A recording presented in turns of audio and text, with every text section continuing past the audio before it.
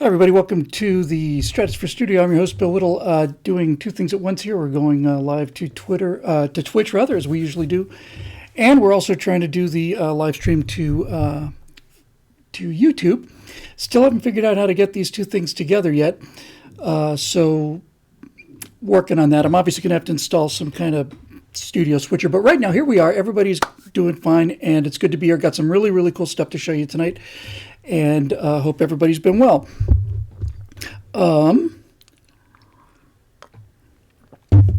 Before we roll the show, we do this on Twitch because I'm pretty sure we get nabbed for it on YouTube. But on Twitch, when we show this, before we show this thing live, we roll a series of TV shows that were a big influence on me, just the opening credits for them. So we've got, UFO, we've got Space 1999, and we got Star Trek, and we got, Lost in Space, especially that kind of thing. And watching those things again, I realized a couple things. First of all, for those of you who haven't seen it, if you are watching on YouTube and you didn't get to see the pre-roll, if you're watching this recorded, you might want to go take a look at the opening credits for a show called UFO, which was a Jerry Anderson show. He was the guy who did basically Thunderbirds and stuff. It's a tremendous theme. It's set, of course, in the far, far future in the year 1980. And with that said, I think that UFO would be a tremendous show to remake. I mean, I think it would be incredibly cool to do that show seriously today, and I don't know why anybody hasn't. It's a fantastic idea. This idea that there's this sort of underground, secret, incredibly complex, tremendously advanced organization called Shadow, Supreme Headquarters Alien Defense Organization. If you took the camp out of that and the fishnet jerseys and stuff that the subcrew wears, the idea that there would be like a moon base with interceptors and orbital scanners and ground units and a submarine, beneath the ocean that can launch an interceptor on short notice, that would be really cool show. And in fact, it's so iconic that it's really difficult for me to imagine just exactly how you would revisualize it, but I can kind of see it in my mind. On our Twitch stream here, AirTechie says the Interceptor's takeoff in UFO was based off of Spitfires taking off during the Battle of Britain. Yeah, it's actually my favorite moment on the UFO intro. Is when the pilots run to their ships and there's like these three divergent tunnels. They grab these rings and just kind of slide down. I always thought that was just really, really cool. I just thought it'd be a lot of fun. Also, we did on the pre-roll, we did the opening theme for Space 1999, which probably my favorite show of all time. And believe it or not, it's not Star Trek, because when I was really young, you feel things a lot more strongly, and it was Batman for the longest time, and then I saw Lost in Space, and Lost in Space, I lost my mind. I just lost my mind. But Lost in Space and Space 1999 both have something in common, and that is they both have two different theme songs. Lost in Space had a season 1 and season 2 theme song.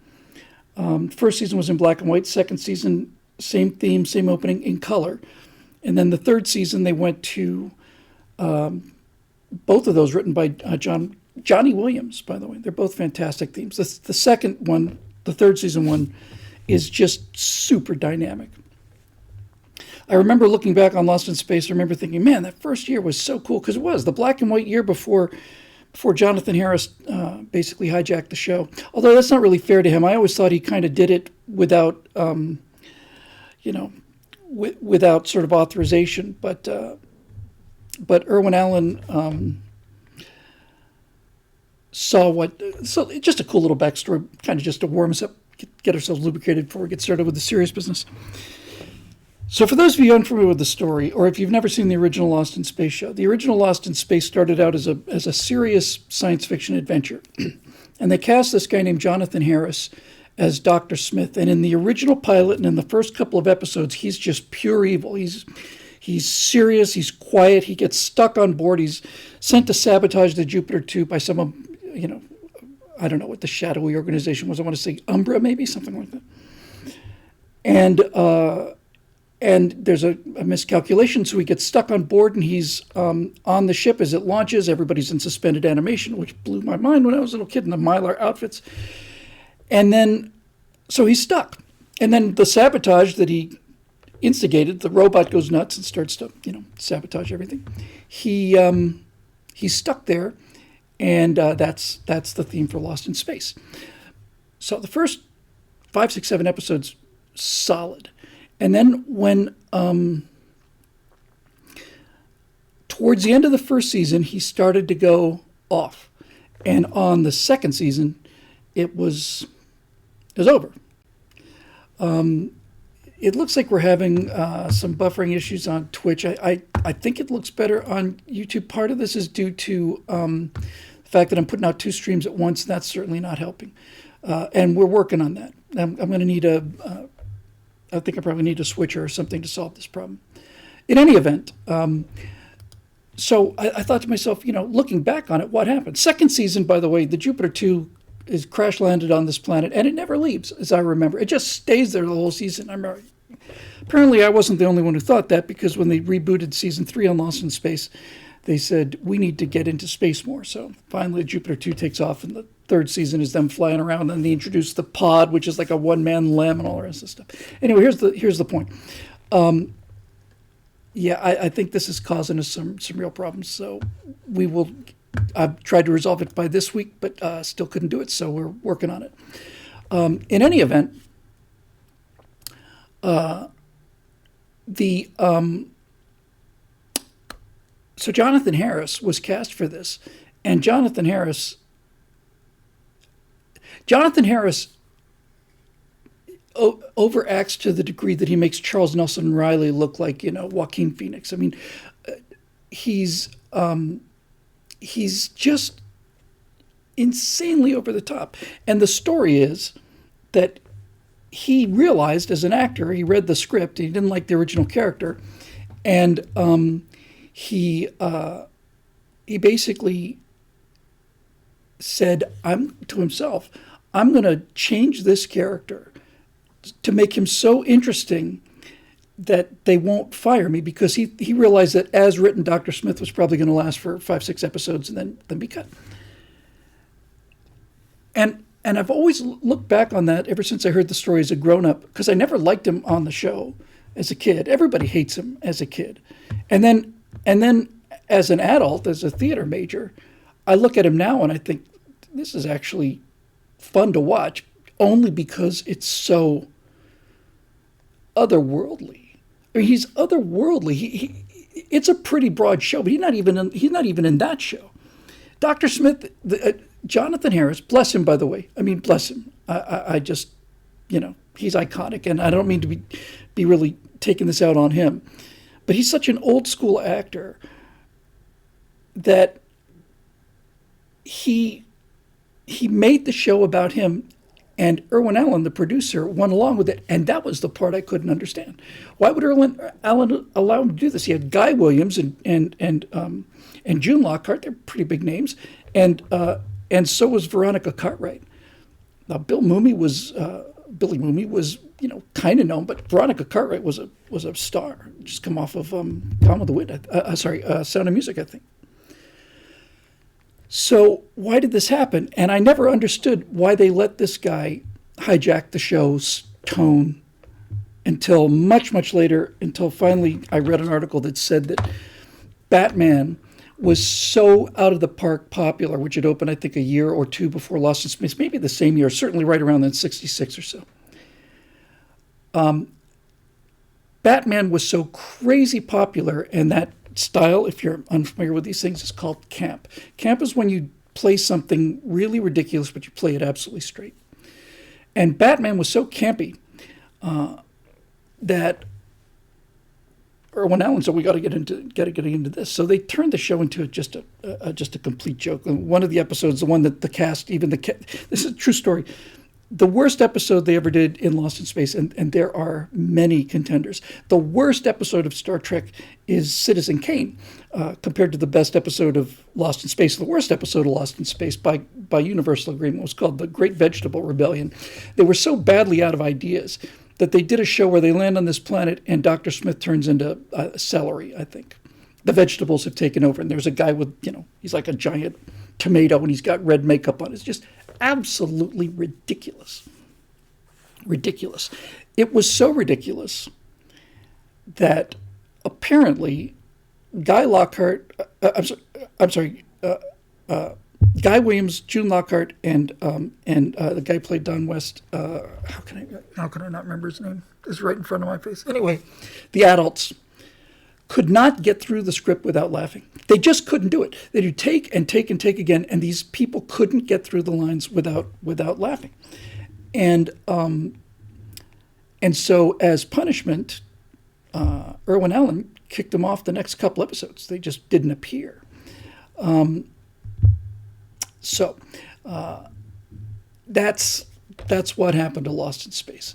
The first 6 episodes of the original season in black and white is really, really cool, and it really made a big impression on me. By the way, Jonathan Harris, just to give you an idea of the kind of just his attitude. He was the last one aboard. They'd actually shot the pilot without him, and they knew they needed a villain. They did the test on the pilot, and they found out they really needed a villain. So they got this guy. They got Jonathan Harris kind of at the last minute.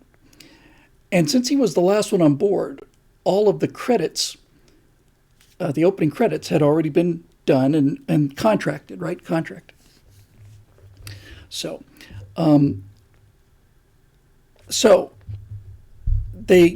Jonathan Harris is negotiating his price with Irwin Allen, and he's just listening to Harris talk about it. You cannot love the guy. I love the guy. I just don't like what he did to the show. But I love him. I think he's fantastic. So Jonathan Harris is negotiating, and Irwin Allen said, "We're going to pay you this," and he says, and Jonathan Harris says, "Well, and what about my credit? What about my position in the credit roll?" "Well, everything's locked up, so you're going to be last. You're going to be last." "Well, I don't believe I like that very much." So he hangs up. Dave Big Booty in Twitch stream says he was the Ann B. Davis of Lost in Space. Yeah. So he says, "I don't like that very much," and he apparently gave this a great deal of thought. He called a friend of his who was a casting director, and he said, "Hey, I've got an idea. Has anyone ever been credited in this fashion?" He gave him the word, and he said, "No, it's insane. It doesn't make any sense." He said, "Perfect, thank you." So he gets back on the phone the next day and talks to Irwin Allen, and says, "I've decided that I shall accept final position on the cast roll of credits. However, I wish to be billed as special guest star Jonathan Harris." And Irwin Allen said, "That's insane. What do you mean special guest star? You're on the you're a regular. You're on the show every week." "Well, I wish to be called special." "Oh, fine. Okay, fine." He was just done with it. So every single episode of Lost in Space is special guest star Jonathan Harris, and that's the kind of mind that a certain kind of actor really has. Somebody in YouTube stream says, "Do I have any memories about Jack Horkheimer's?" It turns out I do, and I was preparing to get to one.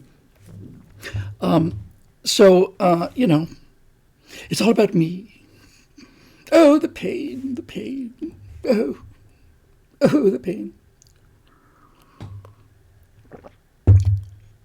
See, when I was watching Lost in Space, I was about Will Robinson's age, and I was Will Robinson. And my dad was a hotel manager, and I remember I was in Bermuda at the time. I was, 6, 7 years old or something. And I really wanted to hang out with Will Robinson. Really, really did. And, oh, you bumbling booby. You cantankerous clod. He did write all of those things, by the way, Jonathan Harris did.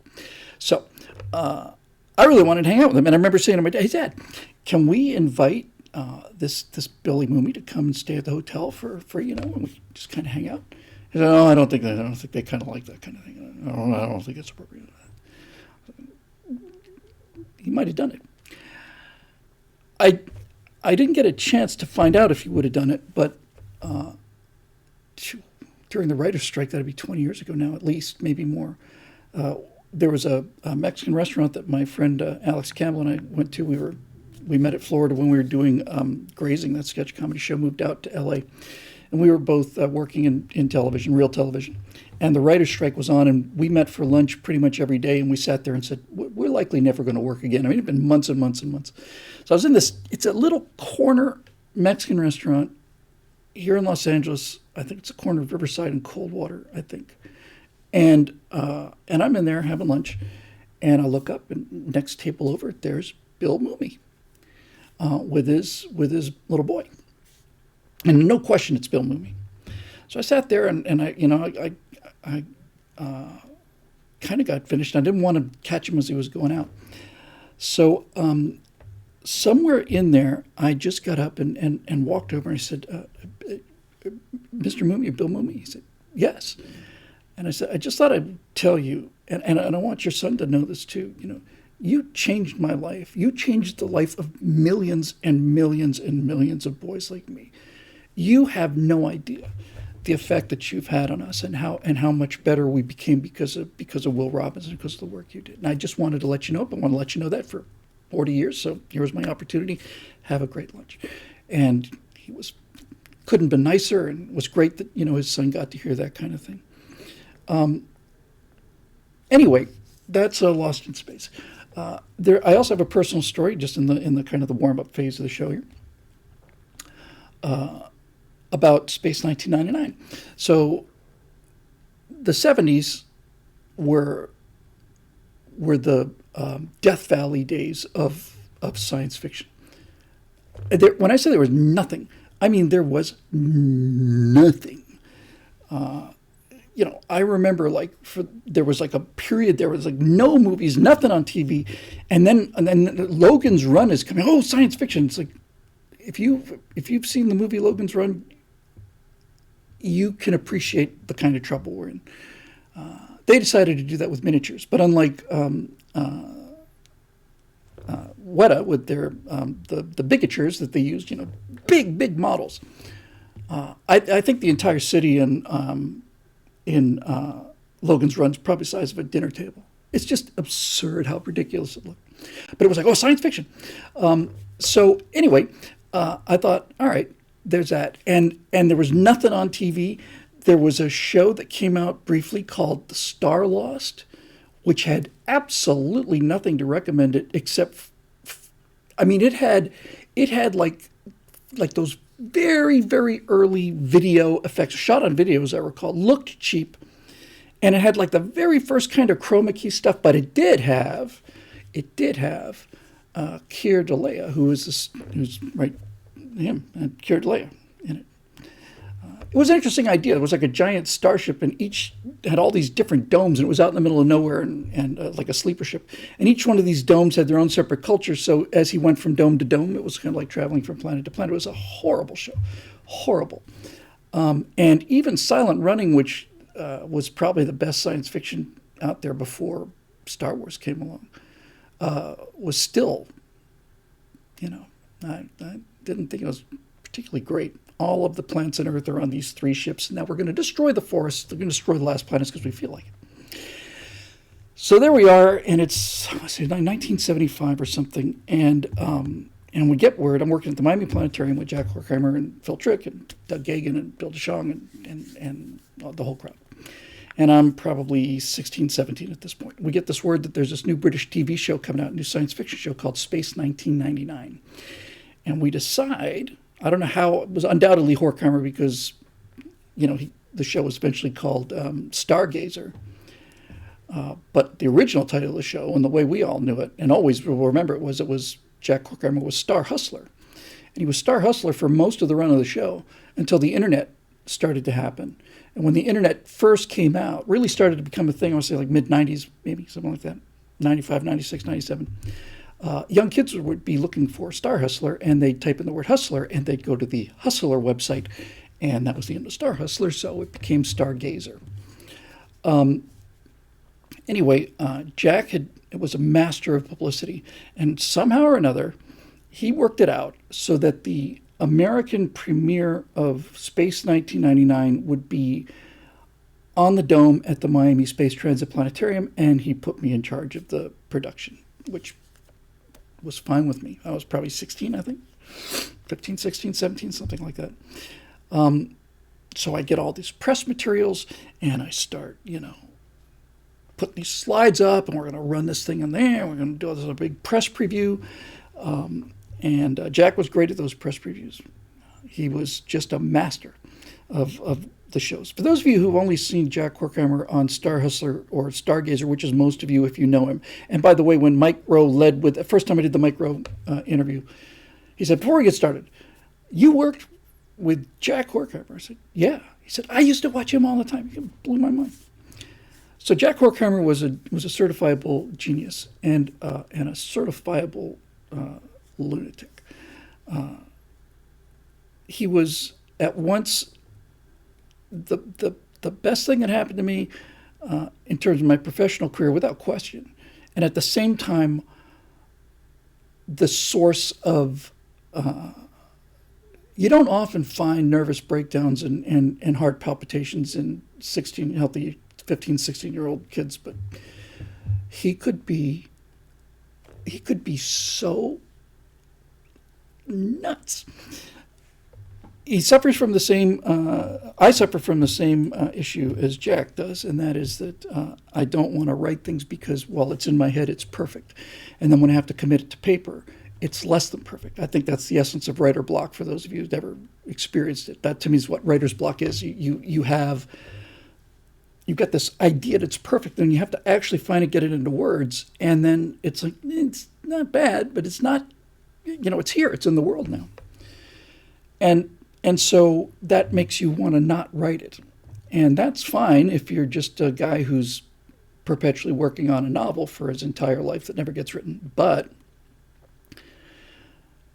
he eventually became the director of the Miami Planetarium after a really fine gentleman named Rolando Mias, who we were probably a little too mean to because he was a Cuban emigre, and he's one of the best men ever. But Rolando was not a showman, and so this incredible facility is being run by a guy who's not a showman. Anyway, so eventually Jack becomes the planetarium director, and he'd always been writing the show since I'd been there.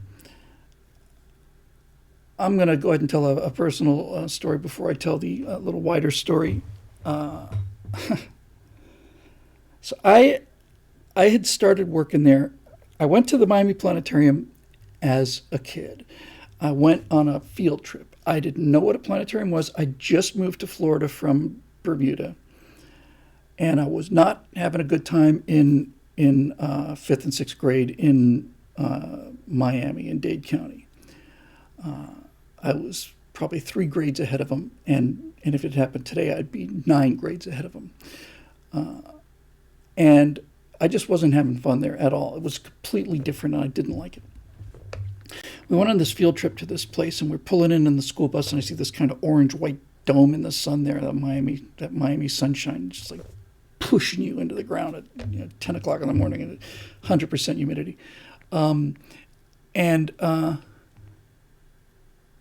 Oh, I'm sorry. Look at this. In the YouTube stream, here's Stu Sasser said, I had the pleasure of working with you one summer at the Museum of Science Space Transit Planetarium. You were a lot of fun to talk to about filmmaking. And do you remember lovely Andrea Meinberg? I remember Andrea Meinberg very, very, very well. Very well. Okay, so here we go. So I walk inside, and the first thing you notice about the planetarium, and you got to be living in Florida to really appreciate this, is that the Miami Planetarium had, at least in my 63 years of experience, the most amazing, astonishingly powerful, all-American industrial level air conditioning of any place I have ever been in my life. The Miami, probably because it was an enclosed dome, and no windows and kind of airlock doors to keep the light out. Miami Planetarium had an air conditioner that was so cold that there was a guy, a console operator there for a while named Eric Sorensen, who we called the Viking. He was an American guy, but he was from the north. And Eric Sorensen, Eric Simonson. If Phil's here, he'll let me know. Eric Simonson. One of those two. So anyway, Eric would work the Friday night shows and he'd work the Saturday morning shows. And I would come in on weekends and be a volunteer usher on Saturday mornings. And at nighttime on Friday night, Eric would turn the air conditioner down all the way. And DP Wellman, Dave Wellman says, "How cold was it?" I'll tell you how cold it was. It was so cold that when we would come in on Saturday morning, when I would come in on Saturday morning, it's 98 degrees outside and it's 100% humidity. And I'd walk inside that dome, and I am not exaggerating, I could see my breath in front of me. And it was glorious, glorious, glorious. Growing up in Miami, the great birthday party was to go to a place called, I think, Polar Palace, which was an ice skating rink. Because if you live in South Florida and Bermuda before that, anything cold is really cool. So here we go. So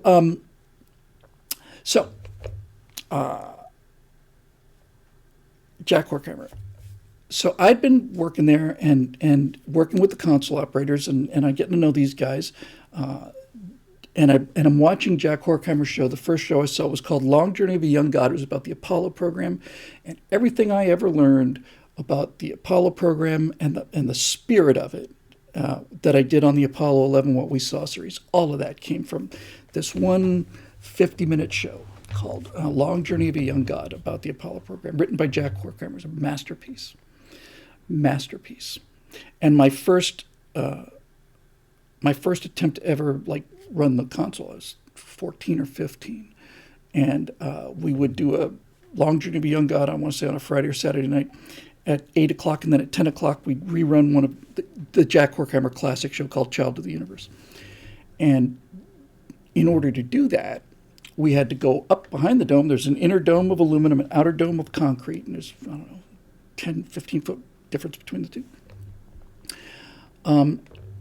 And in order to change the show, you had to go up to the 4 slide projectors inside the dome. They're in these white boxes, and you had to pull the box off and lift up the tray, and you had to put the old tray out and a new tray in, and you couldn't use the locking ring that keeps the slides in there. For some reason, it did something. That was in the Zoom. Anyway, so we had to do that, and we had to change all these other things, and then the 2 projectors in the front of the room were projected from behind us in cutouts in the dome up above us. So you had to change these projectors, and it took a little while. And Doug Gagan, who's the second best console operator who ever worked at the Miami Space Transplanetarium, and a real hero of mine, just really looked up to him. Doug would like to take a break between shows, as we all did. When I was running shows a couple years later on Saturdays, I think we did 11 shows. I did 11 shows in one day. I did them all manually. It was like being in I can't tell you. It was just dread. You've been there for 7 hours, and you got 5 to go or something. I was like, good Lord. Anyway, so Doug, in order to give himself a little bit of break time, he'd run the last slide necessary on Long Journey of a Young God. Then there's a big old long, probably 2, 3, 4, 5-minute monologue by Leonard Nimoy, and Doug would run backstage while the show was running, and he'd go up.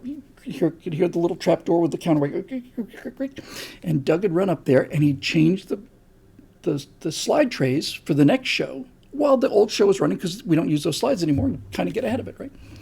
Okay, so Doug is up there doing that, and Leonard Nimoy's thing is coming to an end, and we're at Stonehenge. We got Stonehenge slides all around the room. We had I sure hope Phil is watching.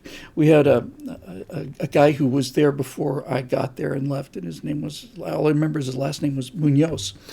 And he had built a series of 5 projectors shooting like that, and they were aligned so that they could create like a horizon. So we had the Kennedy Space Center, we had the moon, we had Stonehenge, and he had a system where, this is what life was like before electronics, kids. You had a system where you had a solenoid, and you would turn the dimmer down on all 5 of those things, and you'd pop that solenoid, And that would send a signal up to those 5 projectors, and they all had like a metal disc with either 6 or 8 slide holes in it. You'd send that signal, and they would all, little lock would come out, and they go, and then they, and presumably they'd lock back in place. You know, he's working, they probably gave him $15 to make this system. So I just mentioned this because many times you would go from the Kennedy Space Center and you'd fade that down, you know, running your planets around, and then you'd chunk with the Munoz thing. And that took a while to get the hang of that. And if you didn't do it exactly right, you would, one of those slides wouldn't lock into place. So you'd see like Stonehenge, Stonehenge, Stonehenge, cranked Stonehenge, Stonehenge, you'd have to kind of tick it, you know, tick, tick, tick, tick, tick, tick, tick, tick. But if you hit it too hard, then it went to the next one, bad scene. So anyway, here we are, we're at Stonehenge, and Leonard Nimoy has done his final thing, and the time capsule fades out, and then Stonehenge fades out, and then the Earth appears, and the Earth kind of zooms out, and then there's the music from Camelot, and that's the big crescendo. It's the end of the show. So I am sitting there behind the console, just watching Doug work. He goes back and changes the slide projectors, and then you can hear the music swelling, you know, and then you hear, you know, dun, dun, blah, blah, and he's getting to like he's like 5-10 seconds away from ending this thing, and I'm looking around for Doug, and it's like, where's Doug? And I can hear this thing start to go, and I can hear them rattling the trays up there, and then there's like this moment when you just barely at the edge of your hearing, just barely hear this. Oh, shit. and then clank, clank, clank, clank. And he said, it's going to take him 20, 30 seconds to get down here. So I don't know what to do. So I'm like, all right, well, you know, it's better than dead air. So Doug is, like, I hear him running, I hear the trap door like slam down, and it's like time. So I walked into the console, you know, it was a live audience. There's 150, 200 people. We had 300 people, and there was a huge audience back in those days. And I was like, okay, I know how to do this. So I reach up to the 12 Days box, and box of special effects will be made for the 12 Days of Christmas. You can bring up one of these things every time for the Star of Bethlehem show. And so I reach up and I turn down the time capsule. Okay, that's good. Now let's start the zoom moving. Good. And we'll fade out the Stonehenge, and we'll start the Earth coming. We'll bring up the Earth real slowly, put a little bit of crawl into the stars to give it something, and it's perfect. And now it's going like this, and I can hear this bump, bump, bump, bump, bump, bump, bump, just running from back room back there. Back door, which is right behind the console, swings open, and Doug walks out, and he looks up, and it shows exactly where it's supposed to be, right? And I'm just sitting there looking like, you know, do I do okay? You know? So that's one of the reasons I got the job. So a couple years after this, 1975, I want to say, Horkheimer's arranged for this. And so I'm in charge of doing the Space 1999 premiere at the Miami Planetarium. I'm pulling all these slides, and we wrote some kind of script and stuff. And I don't think Martin Landau and Barbara Bain were there. They might have been. I actually can't remember. I was so into doing the shows. I developed this enormous crush on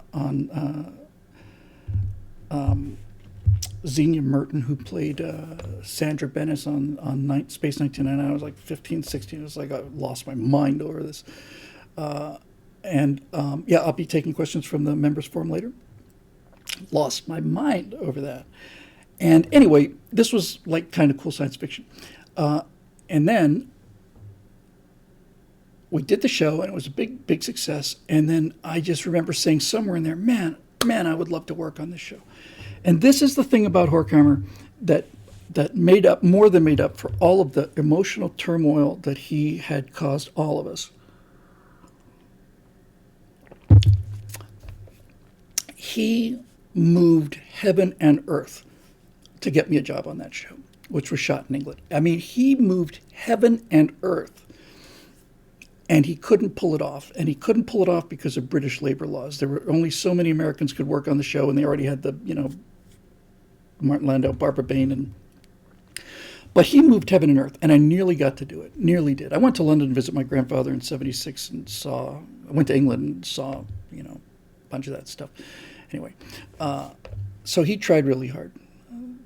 And that more than made up for the fact that, well, for me anyway, there would be a premiere of a new show. And Jack Horkheimer was such a master publicist that he has set up this enormous soiree, and every single news outlet, newspaper, news reporter, celebrity, everybody in Miami is there for the premiere of the new Jack Horkheimer show at the Miami Planetarium, 8 o'clock on, let's say, on a Saturday night. And at about 5 o'clock on that Saturday afternoon, we would get the last of the slides. And somewhere around 7:30 that night, while people are filing in, he's still writing cues down on this paper script for where these things are going to go. And the whole show's done manually. There's no automation at all. And the automation was me. I was 15 or 16. And and what the automation consisted of, this is not nearly as sophisticated as those old paper punch, computers.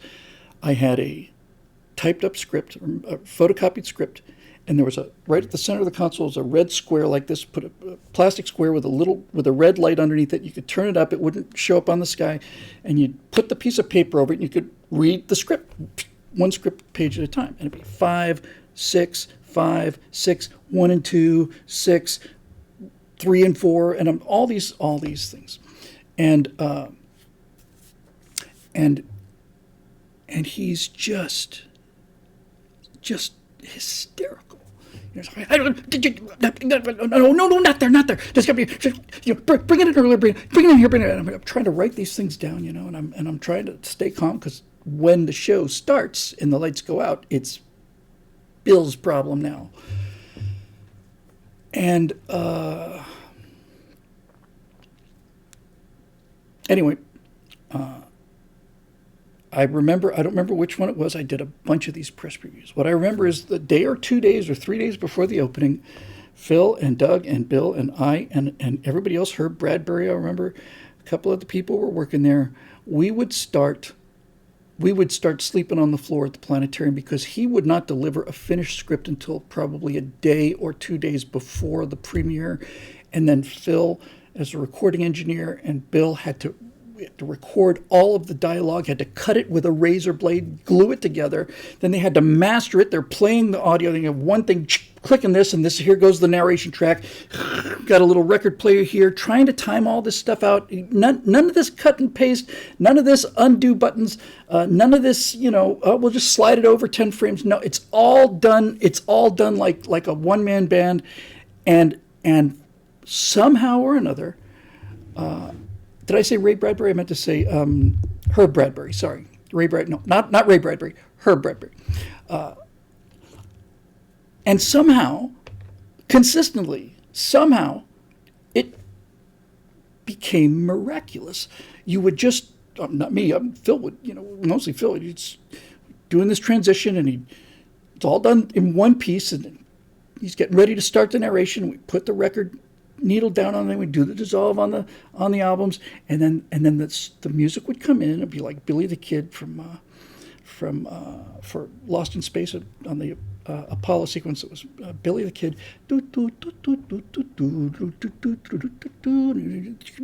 playing this narration, and somehow I could do it now in 5 seconds. I'd go to the piece of music I'd want. I'd put it in, I'd get the narration, I'd hear here's the big swell, here's where I want this to happen, bum, bum, bum, bum, bum, bum, bum, bum, bum, and I could do that in 5 seconds. It's called backing it in. I find the peak of the music, I find the peak of the narration, line them up, and then just roll them back in, and it's in perfect sync. But it didn't, it just happened. And it happened again and again and again and again and again. By accident, but kind of also not by accident. You would just absolutely live with no idea what's coming. There would be this music swell at exactly the right place, and I presume Phil and Jack's probably just vibrating. And it's like, hold it. And stop the narration tape. The music does this little swell thing, and you're mixing it live as well. It's just insane. It's insane what we were able to do, and how good it was. So that's the story about Jack Horkheimer and working with him and the good things he did for me, and he made me a planetarium console operator at 14, and made me a production coordinator, and wrote my first planetarium. First thing I ever got paid to write for was a show for the summer at the Miami Planetarium. But he had his dark side, and I suppose now that he's been gone for 15 years or whatever it is, I could probably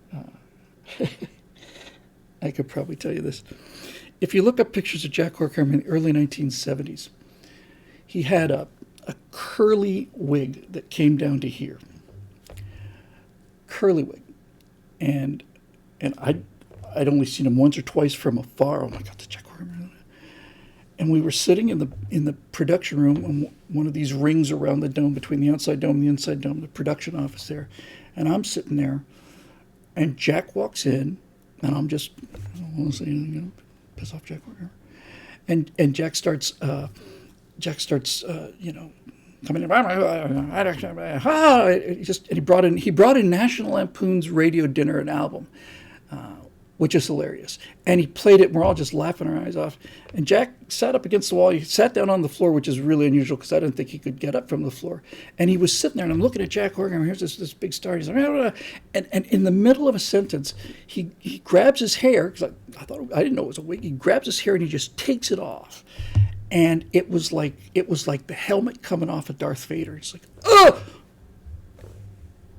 my God, really?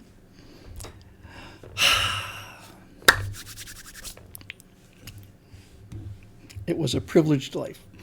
Okay, well, enough of that. Now, so here's what we got. We got some fun stuff to show you. I know I've heard from several people, and rightfully so, that it took us forever to get the second channel up and the graphics, and so we finally had it up for 4 weeks now. This is, I think, the 4th episode of Stratosphere Studio, and yet, we haven't had any really new content. Part of that is just burnout, and another part of it is that none of this is secret. I guess it's pretty much a done deal now. In order to keep things rolling here, sometimes I have to take additional work, and fortunately, it's not as a night manager at Target. And fortunately, it's something I love doing, and people I love working with. So it's official. I am doing 7 episodes of called the Masters of I think the Soviet Terror Masters or something like that. I'm doing a 7-part series for Daily Wire.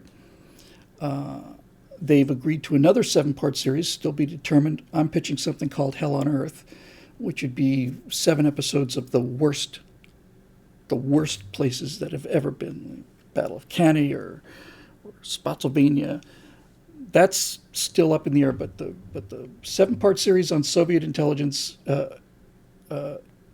leaders is on, and I've been doing an awful lot of research and prep on that, so that's taken me time away. And even better than this, much better than this in terms of that, is not only are we going to do the Soviet one as video to match the Apollo 11 stuff, but they've also told me they want me to come back out to Tennessee, and they're going to shoot video for the Cold War and for America's Forgotten Heroes. So both of those podcast onlys are going to be turned into video series. And knowing Daily Wire and how amazingly well they did with the Apollo 11 series, when I walked and saw that set, just could have knocked me over with a feather. So they're going to, and their resources are much greater now, so they're going to be building a kind of a bill set, I imagine. And so we're going to be getting the Cold War as a video series. I'm going to fly back, and I'm going to be, did I say Nashville, right? So I'm going to do that. I'm going to do America's Forgotten Heroes, and I don't want to say it's free money, but I love doing the on-camera stuff, and reading off a teleprompter is not so hard as writing what goes into the teleprompter. Since the writing's done, it's essentially really done. So all that stuff's going to be happening, and it's going to be taking some of my time. So now I really got 3 jobs. I got the Billboard.com content. I've got the Stratosphere Studios content. I've got the America's. I've got the new Daily Wire content. Actually, I have 4, and I'd like to stay married too. So I've got that to do. So that's that. So, as I said, it had been slow off the bat on the new channel, but I did finally figure out how I wanted this new content for the Stratosphere Studios channel to work. And by the way, if you haven't subscribed yet and you're on YouTube, this would be a real good time just to do it. If you open up a separate window and type in Stratosphere Studios, you'll come to the second page and you can subscribe there, and we'll be getting this sorted out. Believe me, it's going to take some hardware in addition to the software. I finally figured out what it was that how I wanted to start on this, and how I wanted this content to look, because I am going to be doing pop culture commentary. I'm going to be doing one on why Rings of Power is so terrible, and fundamentally the argument is that Rings of Power is so terrible because it was written by a man, and there aren't any men in show business anymore, and that's why it doesn't work. Because the people writing it don't understand it. The actors don't understand it. This idea of, I'm not going to get into that. I'll save that for later. It's going to be a produced show. But as far as the meat and potatoes content, the two things I want to be doing are Unreal tutorials, and I've decided the way for me to do that is on the Stratosphere Studio channels, hidden, are something like, I don't know, 50 or 60 animation test files. So what I'm going to do is I'm going to turn on the first of those. It's just a flight over landscape, and I'm going to say, all right, so here's how we get to the place where we are now. Let's start with the beginning. How do we do this flight over the landscape? So let's talk about keyframing. So I'm going to do a tutorial series on Unreal Engine, but I realized I need to stay current on what I'm doing now with regard to the colonies, because otherwise I'm forever behind. Let's see. Emails. People subscribing, I suppose. Okay, so I decided I knew what I wanted to do. Now, originally, I've got something pretty cool to show you. Originally, what I was going to premiere today was going to be a half-an-hour thing called Introduction to Space Engine. And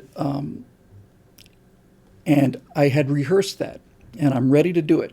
And when I say rehearse it, I mean I had to, I did, instead of doing it live like so many of these tutorials, I just went and looked. I know the solar system we're going to explore. I know how we're going to name it. I know I got all that stuff down.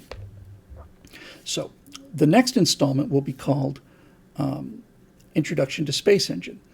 Now, Space Engine is software that went an awful long way to inspire me on the colonies. In fact, on some level, honestly, it took Space Engine to make the colonies possible, because Space Engine is a very realistic space simulator. The simplest explanation is that in Space Engine, all of the planets in our solar system are exactly where they're supposed to be, and so are 5,000 asteroids and comets. But most importantly, all of the stars are at their correct distances. And so the next installment on Introduction to Space Engine is we're going to look at the solar system and see how Space Engine works, and we're going to go off to another planetary system. I think it's Ross 257, if memory serves, 240, something like that, which has 7 planets in it. We're going to explore that solar system, and then we're going to talk about how we can write a very simple script. Space Engine is kind of open source. God bless them. I got something to say about that later with regard to Blender, if somebody can remind me about it. In fact, maybe I should write it down. Have a novel thought. What we'll do in the first episode of Space Engine is we will take a look at our solar system, just to get the feel of how it works. Then we're going to go to this other solar system, which is one of the solar systems that'll be active in the colonies, and then we will explore that solar system, which, if memory serves, has 7 planets and something like, 12 or 13 moons, decent-sized moons, and at least 60 minor moons. So, first episode on Space Engine will be, here's how Space Engine works. Then the second episode will be naming conventions, which I'll go into a little today. And then And then the third episode will be here's how we can customize it so that the names that we've generated using different software, we can apply to Space Engine, save this file, and relatively simply, I can set it up so that we can post this, and then anybody who has Space Engine can insert this file, and all of the work that we do together on that one solar system will show up in everybody's Space Engine together. So that's where we're going to start. And I was going to start with the spaceship modeling, but I ran into problems with that, and I realized, if I'm going to texture these things, I need corporation names, and that's the whole naming thing. So that's what's coming. So let me give you guys this first here. So again, I'm going to have to do this two together, but as I was getting ready to do the thing on Space Engine, I saw a video from a guy whose creator name is Maki Maki. He's a Unreal Engine developer, and I've been getting into Blender, and he has done a galaxy simulator for Blender, and it turned out he was the same guy that did the planet generator for Unreal, which I'd had, and then he showed some examples of that, and I said, well, what the hell is this? These are fantastic. So he's done an upgrade to his version 2 of his gas giant generator and his planetary generator, and they are fantastic. They're fantastic. And I was going to tack those on to the end of the Space Engine thing, but frankly, it took me so long to kind of get these things where I want them. So I rendered them out. They're on the Stratosphere Studio channel on 4K. I'm going to show you the 1080 version because I don't want it to skip. And this is just probably, I don't know, 5-6 hours worth of work. I did all of these planets, modified all of them, with the exception, I think, of the lava planet. I think I left that one alone. And it is essentially just a test, but I put a little music behind it, so I think it looks pretty good. So here it comes, and so we're going to go to our title screen, and just everybody cool your jets for a second. And then we will get this baby rolling. So stay tuned. It's coming right up.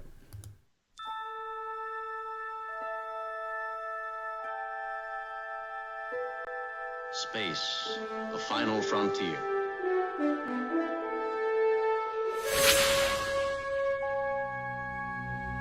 These are the voyages of the starship Enterprise.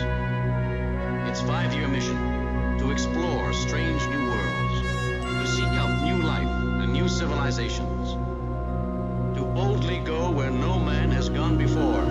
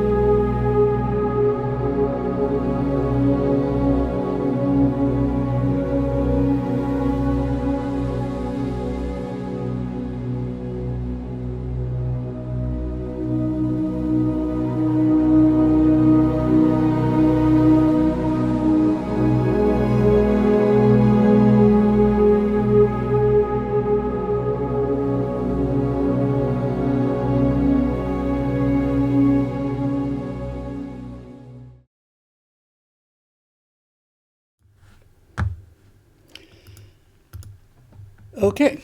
Now, people tell me that in the Twitch version, which you're watching on YouTube or if you're watching it recorded, you'll never get this, but apparently I had that over the Star Trek theme, so I will replace that, and if you're watching this recorded, you'll never know. So anyway, sorry about that.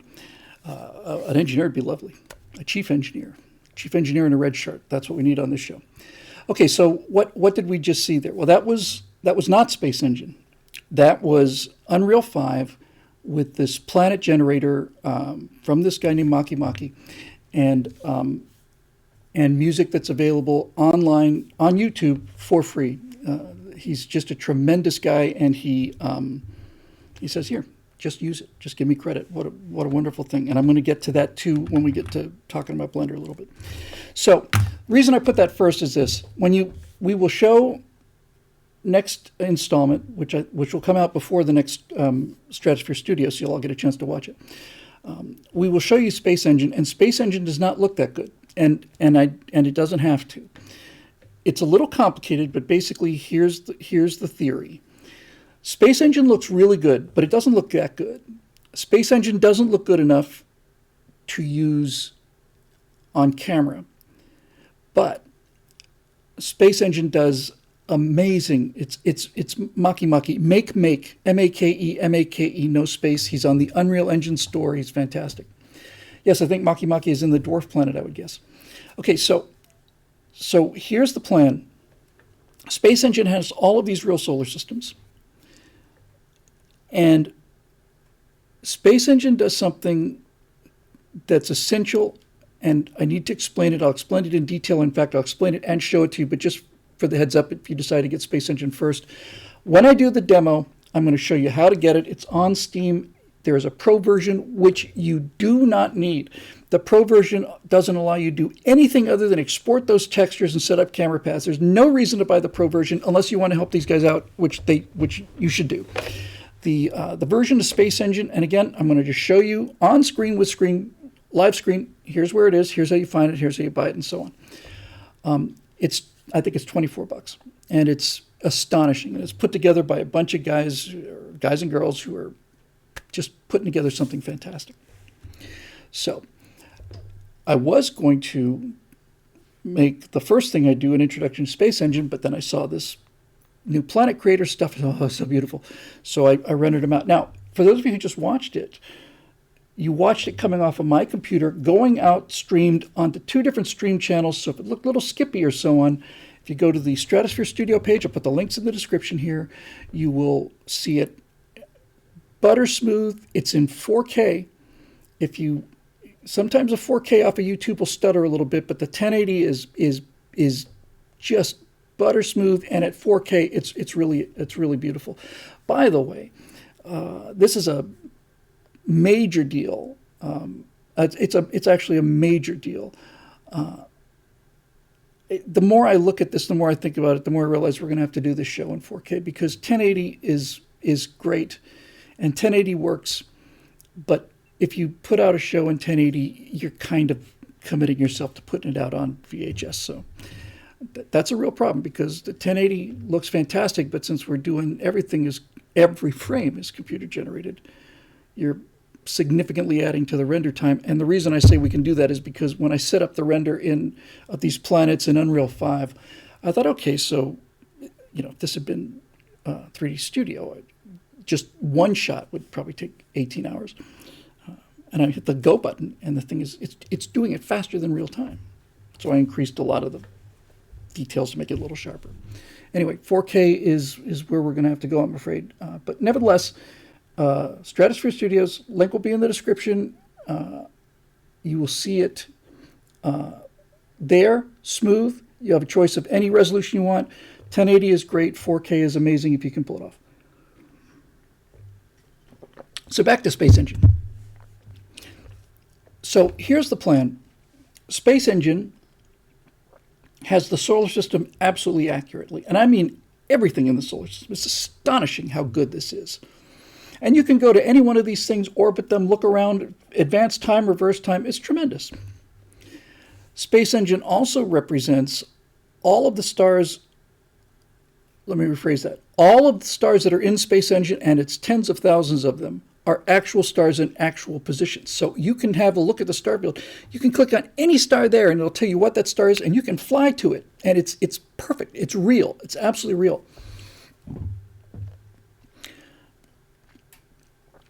While Ginger says in the Twitch stream, will CG characters hold up in 4K? We'll find out. So again, this is a little complicated, so I'm sorry if I'm backing up a little bit, but here's the deal. So Space Engine, as it exists, you buy it right now for $25 on Steam. I highly recommend it. The guys deserve the money. It is one of my favorite pieces of software. Parenthetically, the music that comes with it is just absolutely beautiful. Does it have the Tesla? It might.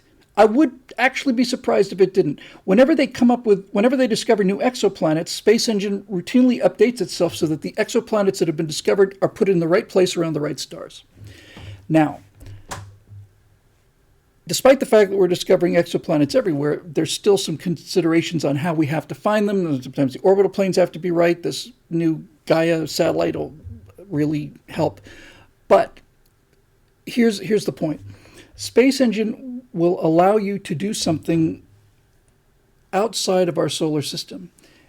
And this is the thing that I need to explain. There are a number of different settings on Space Engine. One of them is real stars. Another one is real stars plus procedural stars.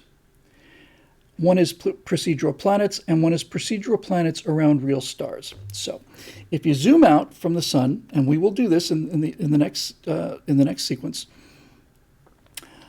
you will see, if we go out to 30 light years or something like, I don't know, 35, 40 systems within that distance. If you just go with real stars, you'll see the position of real stars. So why would you have procedural stars?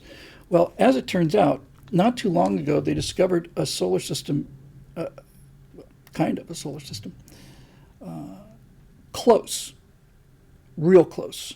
I had always known Alpha Centauri system's the closest one, then Barnard's star, and then you work your way out. But after Barnard's star, and I mean just a little bit past Barnard's star, there is a new solar system. And we didn't see it because it's not really a solar system.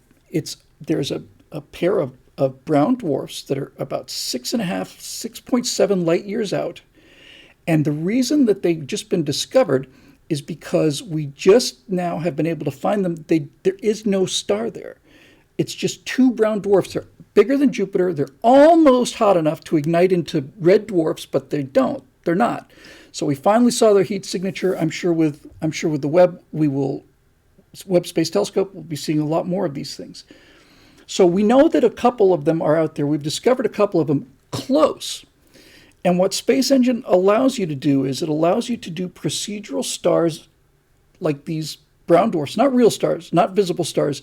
Space Engine says, we know that there are things out there, and we have a good idea, rough idea anyway, of what the population density should be. So one of these things are brown dwarfs, which are stars that are planets that are almost hot enough to have enough, almost massive enough to have enough gravity to start the fusion reaction. They produce a lot of heat. Those are floating around out there. And there's also something called a planemo. And a planemo is a planet that is out there without anything. We've discovered a couple of those too. It's just a planet. Is it a brown dwarf? It's not even a brown dwarf. It's just a planet out there with no star. Now, my big question is, do we include procedural stars? I'm inclined to say no, but if you do include them, you're only getting brown dwarfs and planemos, and it does add a little bit of population to the real star sphere. And since there's essentially nothing there, it's not likely that they could be colonized, but they would make pretty cool little secret bases where you could refuel and build things, maybe conceivably. So I'm kind of inclined to want to do that. In any event, I am turning on, whether I turn on procedural stars or not, I haven't decided yet. But I do turn on procedural planets around real stars. So in other words, if there's an actual star out there, then I turn on this button that Space Engine uses to generate a solar system around that each one of those stars, and it's based on how massive the star is. More massive stars have bigger solar systems. It's very, very honest. Most of these procedural planets are in fact, virtually all of them are uninhabitable. There's a couple cases where there's a binary star and you turn on procedural planets and there are no procedural planets because these two binary stars are so close that it would destroy any solar disk that was forming. So the long story short is it is an extremely well thought out, accurate astronomical tool, this space engine. So Space Engine has all of these stars and all of these procedural planets in a database. But because Space Engine is open source, and open source is where I want to go with this series, and open source is the future, and open source is just so much better in so many ways. Okay, so we have somebody, a media troll here. Black blue-eyed wolf. I don't know. Just ignore him. Where is he, in YouTube, or is he in a Media Matter levels troll? Well, that would be great, because if you're one of those people like the folks at Media Matters, then you're a low-down lying piece of shit, and you're welcome to hang out for as long as you'd like to. If you have to lie about people in order to make your political point, you're on the wrong side, and that applies to you. Oh, blue-eyed wolf, there you are. Yeah. Oh, boy. You know what? Here's the thing. Oh, Blue-Eyed Wolf's apparently upset for me bashing women because, I bash them all the time. Apparently, Blue-Eyed Wolf is one of these people who believes that. Blue-Eyed Wolf is the kind of guy who believes in. I like the term. He believes in Barbie-barians, right? He believes that Natalie Portman, who's 5'7" maybe, and weighs 100 pounds soaking wet, can lift up a hammer that weighs more than she does, and I say they can't, and that makes me a woman basher. So now we know what kind of people we're dealing with and the kind of quality of people we have, and the problem with people like this is, and the problem with comments and the problem with the whole idea of trolls is that they eventually take over the comment stream. They just come in order to gain an audience that they haven't earned, you see. They haven't earned their own audience. I'm not going to check on him, but if he was anybody, then he wouldn't be in my comment stream. He'd be busy doing his own content. So what I'm going to do is I am actually going to ban him, not because I'm afraid of what he says, because what he says is pathetic. I'm just going to do it because I'm tired of having I'm tired of having my audience hijacked by other losers. So I think in order to do that, I actually have to go to the stream on YouTube page. So we'll take just a moment. So he has accomplished his goal, I guess, to some degree. He's managed to, make this about him for just a little while, but we're not going to do that anymore. So let's see. Can I do that from here? Yes. See ya. Have a good life, you miserable, low-life loser, disgusting piece of shit. I don't, here's the thing, just because it is, obviously it's an aside, but I do need to say this. If I say something on the internet, I need to take responsibility. Well, I have taken responsibility. I've explained exactly what I said. You're the one who's an obnoxious nobody who's coming in making allegations that you can't back up. So have a good time. And you know what? I'll be looking forward to seeing your content on your channel and the massive amount of audience that you're able to generate. So meanwhile, have a good time. Anyway, this is the thing that is really kind of special about Space Engine, is that it does all of this stuff on its own, and it also allows you to modify this by writing scripts, and that is really cool. So what that means is, Vegan Conservative says, as a woman, I agree with Bill. Obviously, this it's just interesting to know that as a woman, you're also a woman basher, and so on. You see how ridiculous this is. Okay, back. Okay, blue-eyed wolf. No balls, wolf. Back to the show. So Space Engine procedurally generates this, which means that anybody who buys Space Engine has everything else, has everything exactly the same as everybody else, right? So if you buy Space Engine, I buy Space Engine, some other guy buys Space Engine, we can all go to ROS 234 and we'll see the same things, which will be the procedurally generated star system. But because these guys are so cool, they allow you to modify these procedurally generated planets. And since you can modify them, you can put them out in a script, and then just by writing one file, which you will not have to do, we will do, you then put that file into a folder, and then Space Engine, when it boots, goes looking, creates all its stuff as usual, and then it says, oh, okay, so he wants me to do this here? Fantastic. So that means that we can take a procedurally generated solar system, we can rename the planets, which in ROS 241 is Planet 5, and then Moon 2 is Planet 5, 2. So we can give them all names, and we'll do that. And we can even change the planet type.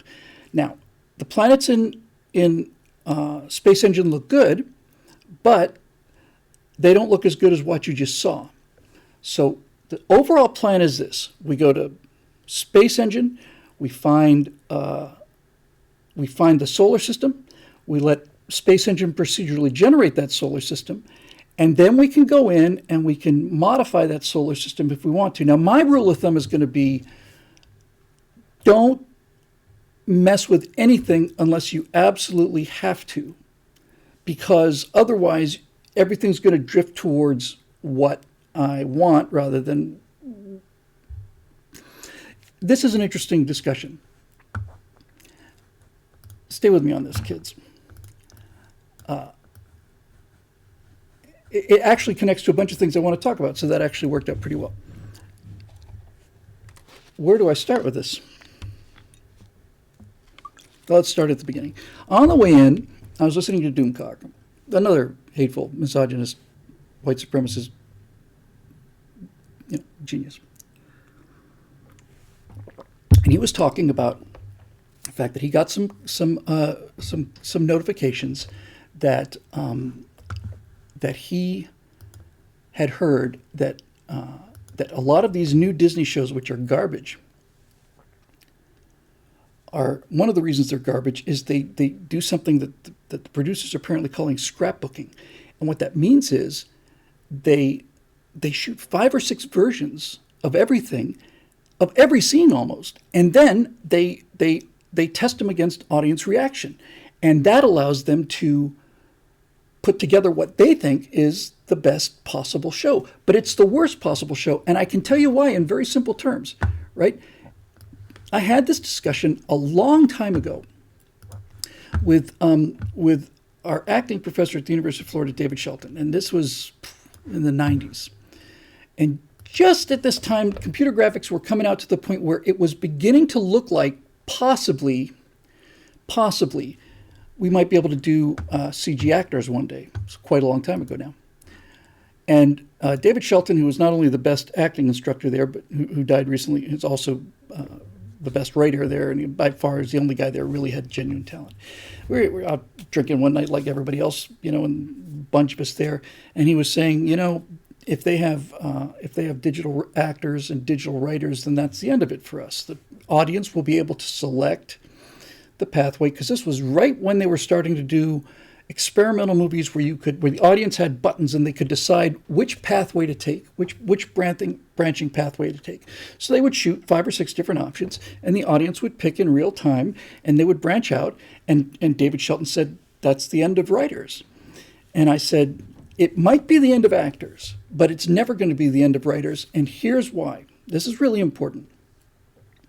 Whether you're doing it in real time as a button to push to determine which way your lead character goes as you're watching the movie, or whether you do it in the editing room based on audience feedback, that kind of interaction with the audience and the audience approval will always lead to the worst possible outcome. It will invariably lead to the worst possible outcome. And I can tell you why. It's the same reason that woke movies are such garbage. It's the same reason why feminists can't write women, because everybody's reaction, not just these losers, everybody's reaction will be, you will want the characters that you like to succeed, and you will want the characters that you don't like to fail. And that's what the audience feedback will give you too. It will give you what the audience wants, but that's not the best story. What the audience really wants is they want the best story. And in order to have the best story, you have to go places that hurt. That's it. You have to go places that hurt. And nobody will make that decision in real time. That's what a writer does. A writer is somebody who has enough discipline to take the story into places that hurt. And if you're watching it live, or if you're editing a show based on audience feedback, you're always going to give the audience what they want. And if you give the audience what you want, you never get the stuff that makes them care. If you give the audience what they want, then you never fail. You never have that dark moment of the soul at the end of the second act. And if you never take your characters into ruin, then when they succeed, it doesn't mean anything. You have to have the discipline to do that, and that's what a good writer does. A bad writer does what these Mary Sue losers do with Discovery and all the rest of this garbage that comes out every day. They are so insecure about their political philosophy that they cannot possibly allow them to suffer any kind of setback. So Captain Marvel is Superman plus everything. She's a Superman plus God, and so is Mikey Burnham, and so is Rey Skywalker. I'm not against these characters because they're women. I think that Ripley is a fantastically written character, and so is Sarah Connor. We've been through this 1,000 times. The reason that they're terrible characters is because the writers are terrible, and the reason the writers are terrible is because they're so deep into their ridiculous philosophy, and so much of it is wish fulfillment, that they will take the wish fulfillment at the expense of the story.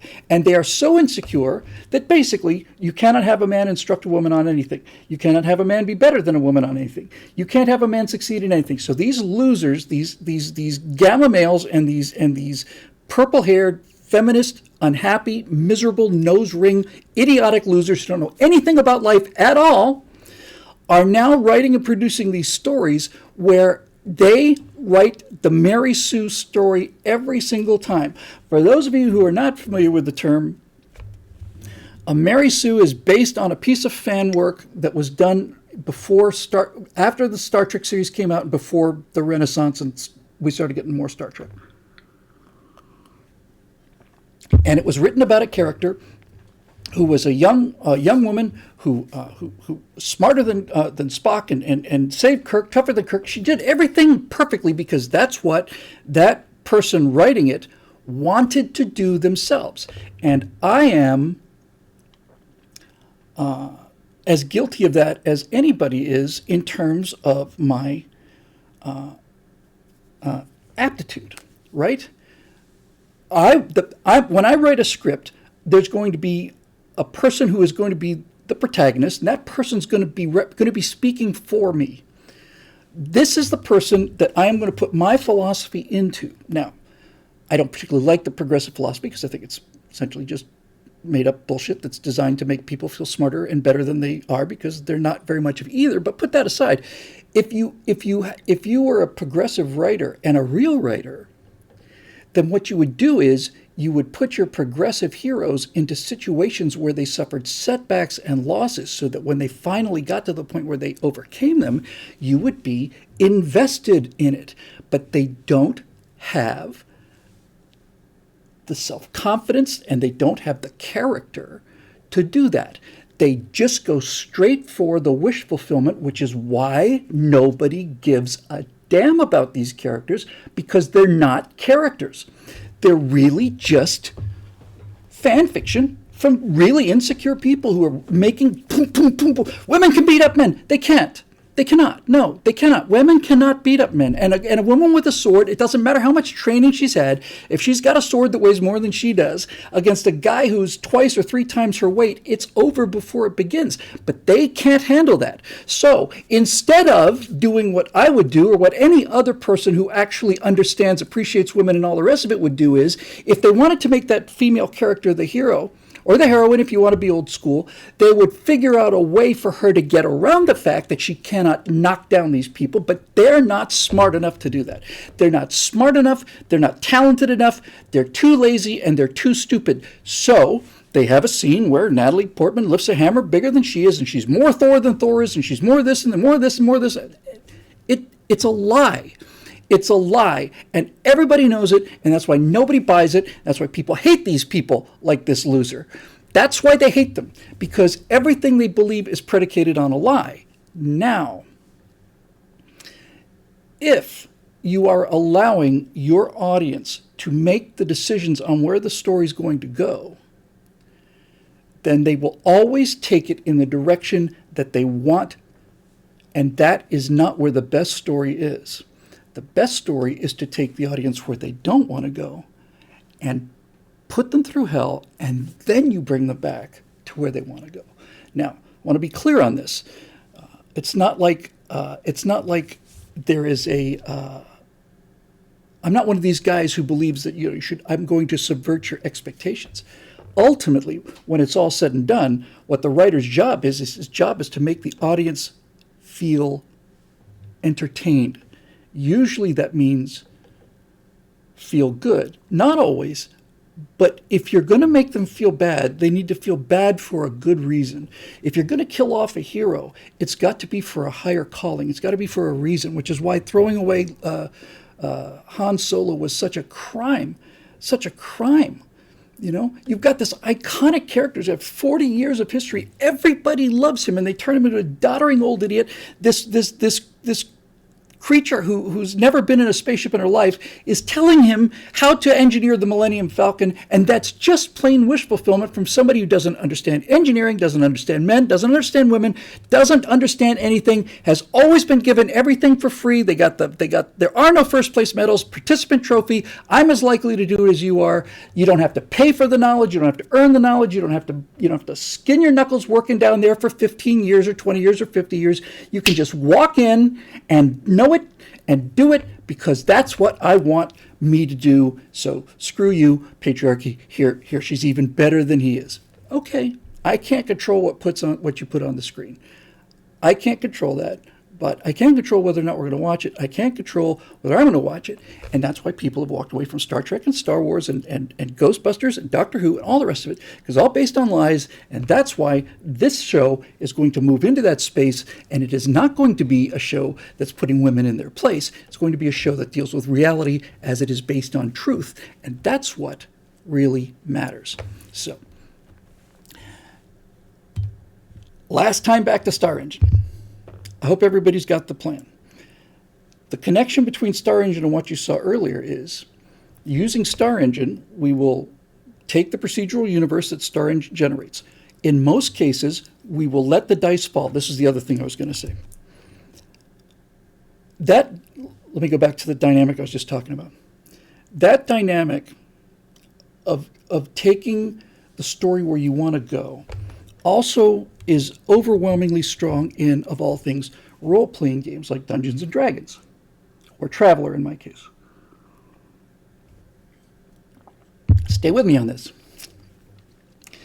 In a role-playing game, the first thing you do is you create your character, and you do this randomly by rolling the dice, and you roll for, depending on the game, intelligence, education, agility, endurance, these various factors, right? Now, the better that character is, the more you're going to succeed in the game. And so you as a player, if it's, I think D&D is a 20, I never played D&D, or I played it twice, but it's been a long time. But I think D&D is a 1 through 20 scale with 20-sided dice. So if you're creating your D&D character, what you want inside is, you want 20 intelligence, 20 education, 20 agility, 20 constitution, 20 charisma, 20, 20, 20, 20, 20, 20. You want a character who's perfect because that perfect character will do everything that you want to do in the role-playing game, and you won't suffer any setbacks. And so that's what people are aiming for. But the guys who write these games, and Mark Miller especially was really clear on this all the time on Traveler. He's a real genius. He really changed my life. And I actually had an email exchange with him. I'd like to get him involved with this, get this thing off the ground. Mark Miller made a brilliant point that never ever left me. He said, if you accept the die roll as it comes out, even if it comes out badly, then that gives you an opportunity to think of a way to add dimensionality to that character. And here's like a classic example, okay? If you roll on a scale of 1 to 20 and you roll an intelligence of 18, right, and an education of 2, well, that lack of education is going to prevent that character from having advantages in the role-playing game. But what does that crummy roll on education tell you? Well, since it's randomized, it tells you that, okay, so the guy's very smart, but he's very, very poorly educated. That's a basis for a character. And if you flip it around, it's even more interesting, although a lot less likable, because this essentially is what intellectualism is. What if you roll it the other way around? What if you roll a 2 on intelligence and you roll a 20 on education? That means you have an extremely, extremely, extremely well-educated idiot. And this person has done the mechanical rote processes necessary to get the PhD, but they're not very smart, so everything's either plagiarized or it's either the current thing or whatever. And so the point Mark Miller was making, and I'm sure they made it in D&D as well, and every other role-playing game, is promise yourself that you'll accept the randomness of the dice roll, because if you do that, you will be rewarded downstream.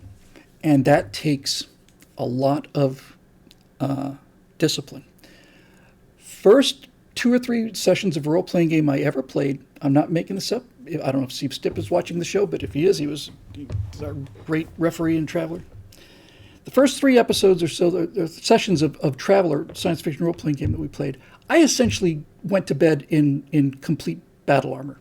I mean, everywhere I went, I was wearing fully armor, just in complete battle armor all the time. I'd take a shower with battle dress on, because if somebody shoots at me, then battle dress really helps. And it was this kind of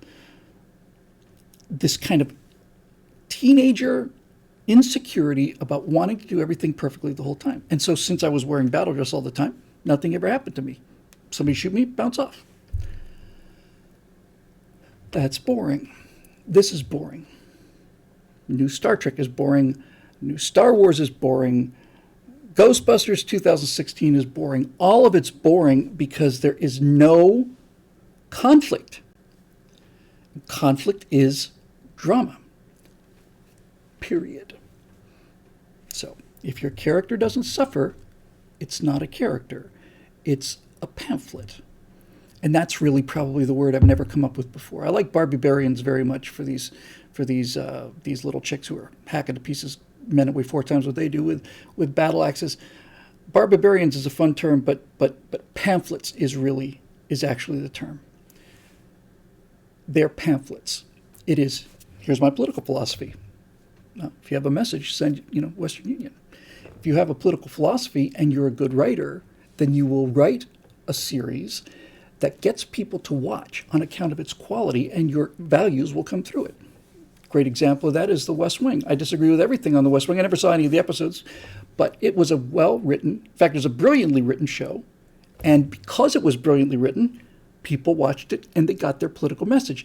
They didn't make the president in West Wing universally correct. And he didn't win all the time. That's why it was a well-written piece of drama. I just find the whole premise to be a little unbelievable. But that's neither here nor there. That's just my personal preference, right? It can be done. It just can't be done by these people, because these people are so far away from truth and reality that they simply don't know what to write. So when you have Rings of Power being produced by writers who had previously worked on Girls or worked on, pick the show of the week, trying to interpret what J.R.R. Tolkien is trying to say. They cannot get there. And it's not that they can't get there from here. They can't get there. House of Cards, Mauritius says. Another great example, beautifully written show, right? They cannot get there. They do not have the experiences in life to be able to connect to the mythos that they've been assigned. The people who are making Rings of Power are failing on an historic level because the people who convinced the money guy that they could do the show have never, ever had any experiences that are in any way connected to anything that happens in the Tolkien universe. They've never had to fight. They've never seen real evil. They've never had to decide whether to run or towards the enemy or away from the enemy. They've never had to deal with betrayal, honor, courage, none of it. They don't have any idea what these things are. And likewise, the people that are writing Star Trek Discovery and Picard have no idea what science is. They have no idea what Star Trek is. They have no idea. There was a period of time when Star Trek, a brief period, I think right around the first movie, when Star Trek was referred to as the human adventure. And that's what the appeal of Star Trek was. Star Trek was not just, hey, transporters. It was like, we will eventually get to a point where we'll all be able to get along and then we can go out and that's great. And it was actually happening before progressivism entered the world and decided to make us all enemies again. If we were making Star Trek today, the original series, then Uhura wouldn't be speaking to Kirk because of his misogyny, and Sulu would, you get the idea, right? And it would just be garbage, and nobody would watch it, and there would be nothing on my wall. So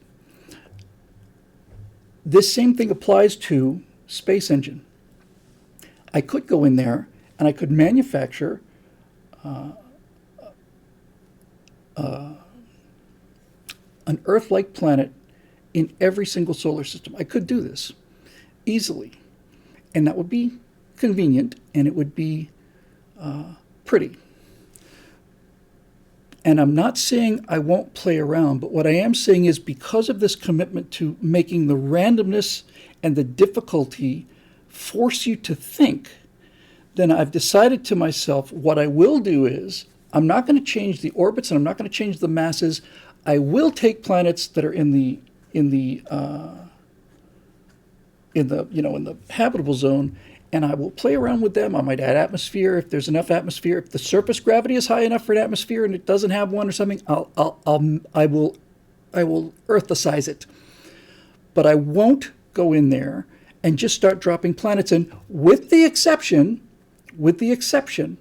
of those cases where it is essential for the story. So, last thing about Space Engine is, if you go to Steam, and in fact, don't do it now if you don't want. I'm going to give you a real walkthrough, and you'll get to see all of it in action. But the idea is, eventually, that we will use Space Engine as sort of a community platform. We will develop these systems, and we'll name them, and we'll change planets if we have to, and we'll do all these other things, and then we'll make that one file available. You won't have to do it. We'll do it, meaning I'll do it. And all you'll have to do is get the latest update, insert that into the folder so that when you boot up Space Engine and you boot up Space Engine and you boot up Space Engine and you boot up Space Engine and you boot up Space Engine, we will all have the same modifications, and those modifications will be canonical in the Colonies universe. Ta-da! All right, now let's change the subject a little bit and then we will do some questions.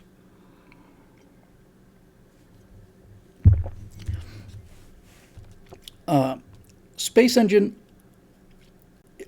to the degree that you can modify it, I would consider that to be open source.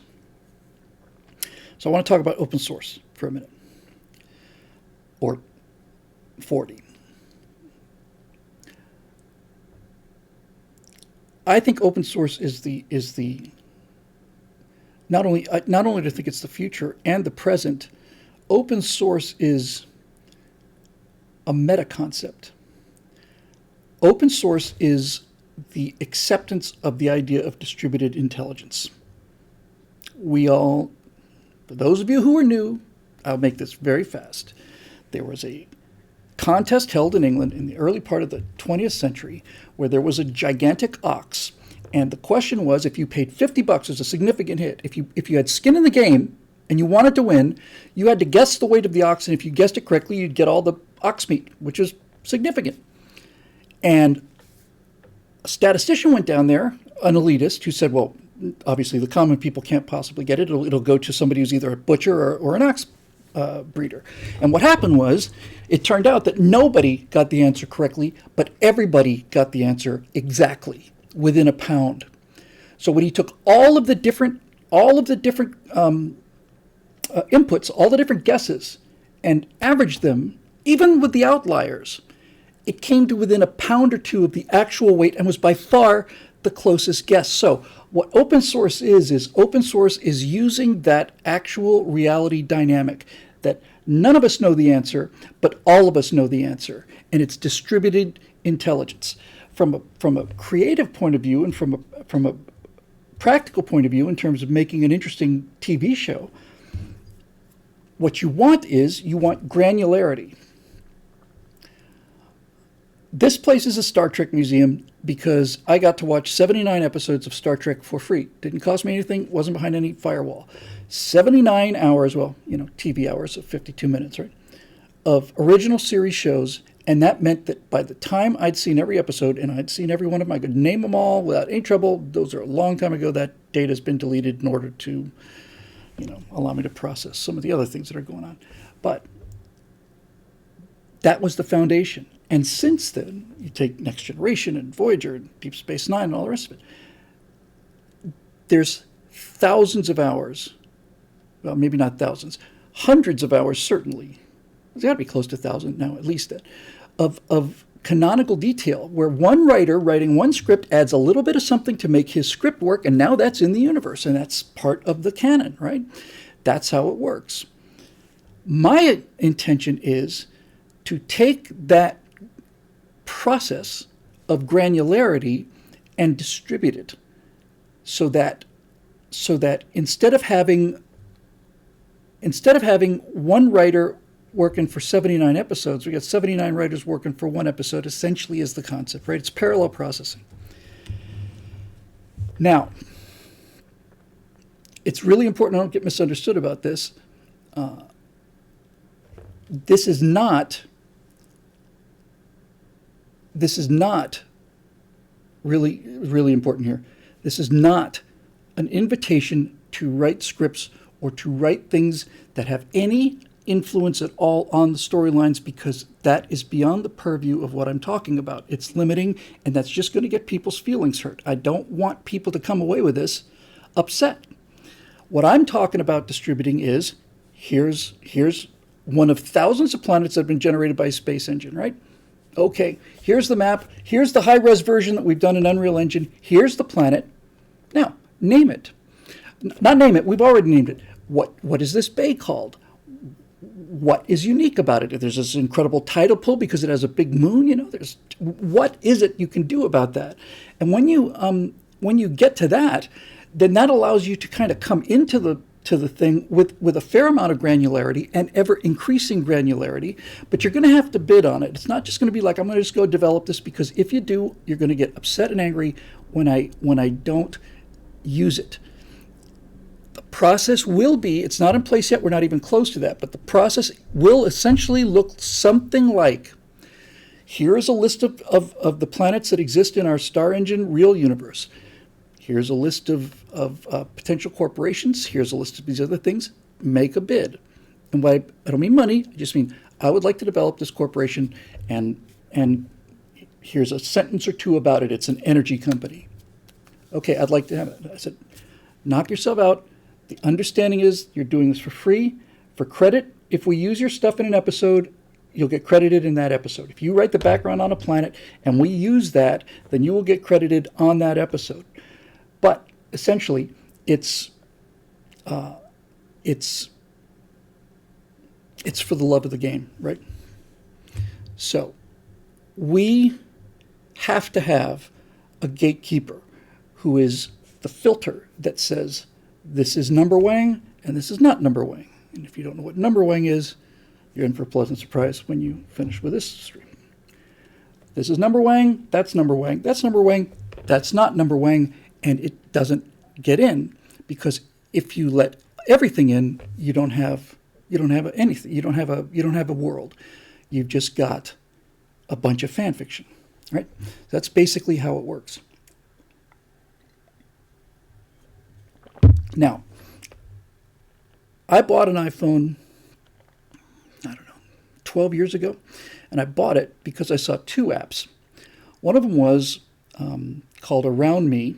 We'd come out of a screening, and it was 11:30 at night or something on a Sunday at the Fox lot, and a bunch of us had come out, and we decided, we'd go someplace to eat. Well, what's open? What's nearby? And it just pulls out this app and says, oh, here, and it's this far away, and here's directions, and it's open. I said, well, that's fantastic. The thing that really sold me on the iPhone was an app called Shazam. I was sitting in a restaurant having lunch with a friend who just got his iPhone, and he said, and some song was playing, let's say it was Girl from Ipanema, right? And there's all this kind of stuff, and in the background, okay, great. And he said, watch this. And he touched this app and held the speaker up, and it processes, and then a few seconds later, it comes back and it says, Girl from Ipanema, here's the recording, here's a link to buy it. And the second I saw that, the instant I saw it, I said, I know exactly how that works. People saying, is the video choppy? It is. Fortunately, where we're recording it, it's being streamed out on two different platforms, but we are recording it onto hard drives, so the version we upload to YouTube should be rock solid. Yeah, boomer mind blown, exactly. The second I saw that thing come back with the thing, I said, okay, so it listened to, it took in the audio through the microphone, took a little audio clip, sent it back to the central server, that processed the noise out, and then looked for the pattern, matched it against this enormous database, realized that it was Girl from Ipanema, sent back the link, and the second I saw it, I knew how it worked. But if you had asked me to come up with it, I never in a million years could have thought of that, ever. If the iPhone did not allow independent people to generate their own apps and sell them on the market, then the iPhone would have 6 apps. And again and again and again and again and again and again and again and again. The ability to distribute the workload to people who love it and who care, and then let the market decide what's good and what's not, is the answer. Which brings me to Blender. I started in 3D graphics in 1992. And I started with the only software that was available really to do this. There was Lightwave, which was maybe in some cases better, but there was 3D Studio, put out by Autodesk. And Autodesk is a big company. They've been making a ton of money in CAD, in computer-aided design, so they had a bunch of CAD programs, and they put out 3D Studio, which was kind of the state of the art. And I got 3D Studio version 2. I don't know what version we're on now, 30-something or whatever, but I got version 2 on a stack of 40 floppy disks that had a megabyte each, and I had to load them all, and it cost me a fortune. I had to pay some guy like $700, and I'm not making this up now, it was pirated software, so he said, all right, go to this location and call me from this payphone, that kind of thing, right? Honest to God. So I walk out of there with my stack of disks. And so, hooray. And I installed it. And I've got enormous limitations on the memory. I started out really, as usual, really optimistic. I wanted to build this incredibly detailed spaceship with all this geometry, and it just got to the point where it overloaded it. But in any event, I learned 3D graphics in 3D Studio. And that was in 1992, which is 30 years ago. Since then, the state of the art across the board has obviously increased enormously. Things we do now instantly are things that used to take us forever. The idea of being able to look at something in real time in a viewport and look at it, just luxury, inconceivable when I first started. And I've been a 3D Studio guy since then because I know 3D Studio. I know how it works and so on. Now, when I got the first of these spaceships, I've shown them before on a couple other shows, and I'll put them up there on the website when we get to them, when we get to this place in time, which is coming up. When it came time for me to texture these latest ships, I had to texture them in. Let me start again. I got a model off the web that I liked. It was an untextured model, but it was really pretty cool. I brought it into Unreal. I was going to texture it in Unreal, but it didn't have any mapping coordinates. The geometry didn't have a number grid on it to tell the texture where to lay. So I said, oh, God, no, come on. Not even, it's one thing to assign textures. That takes forever. But if you have to map it too, it's just horrible. So, all right. So I took this thing into 3D Studio and I started breaking it down. It was something like 600 individual pieces, right? And I'm just clicking this damn button again. I map this, map this, map this, map this. So I finally got to the point where it was mapped. And then I started trying to put textures on it, and 3D Studio didn't have any real textures. It had a couple, but the problem with 3D Studio is that 3D Studio comes with a scanline renderer, which is a terrible renderer, but it's also extraordinarily slow. And I'm thinking, oh, great. So I bought a license for iRay or for V-Ray or there's all these other renderers that you pay $700 for or whatever to render the image that comes out of 3D Studio. And then you have to get textures that are unique to that renderer and all this other stuff. And finally I said to myself, why am I doing this? I had played around with Blender a couple years ago. It looked great. When I first heard of Blender, Blender was a joke. And Blender was a joke for the first, 10 years of Blender. And suddenly it wasn't a joke because Blender is open source. It's free. It's like Unreal Engine. It's free. So then, and I mean then meaning like 3, 4, 5 days ago, I started looking at some Blender stuff.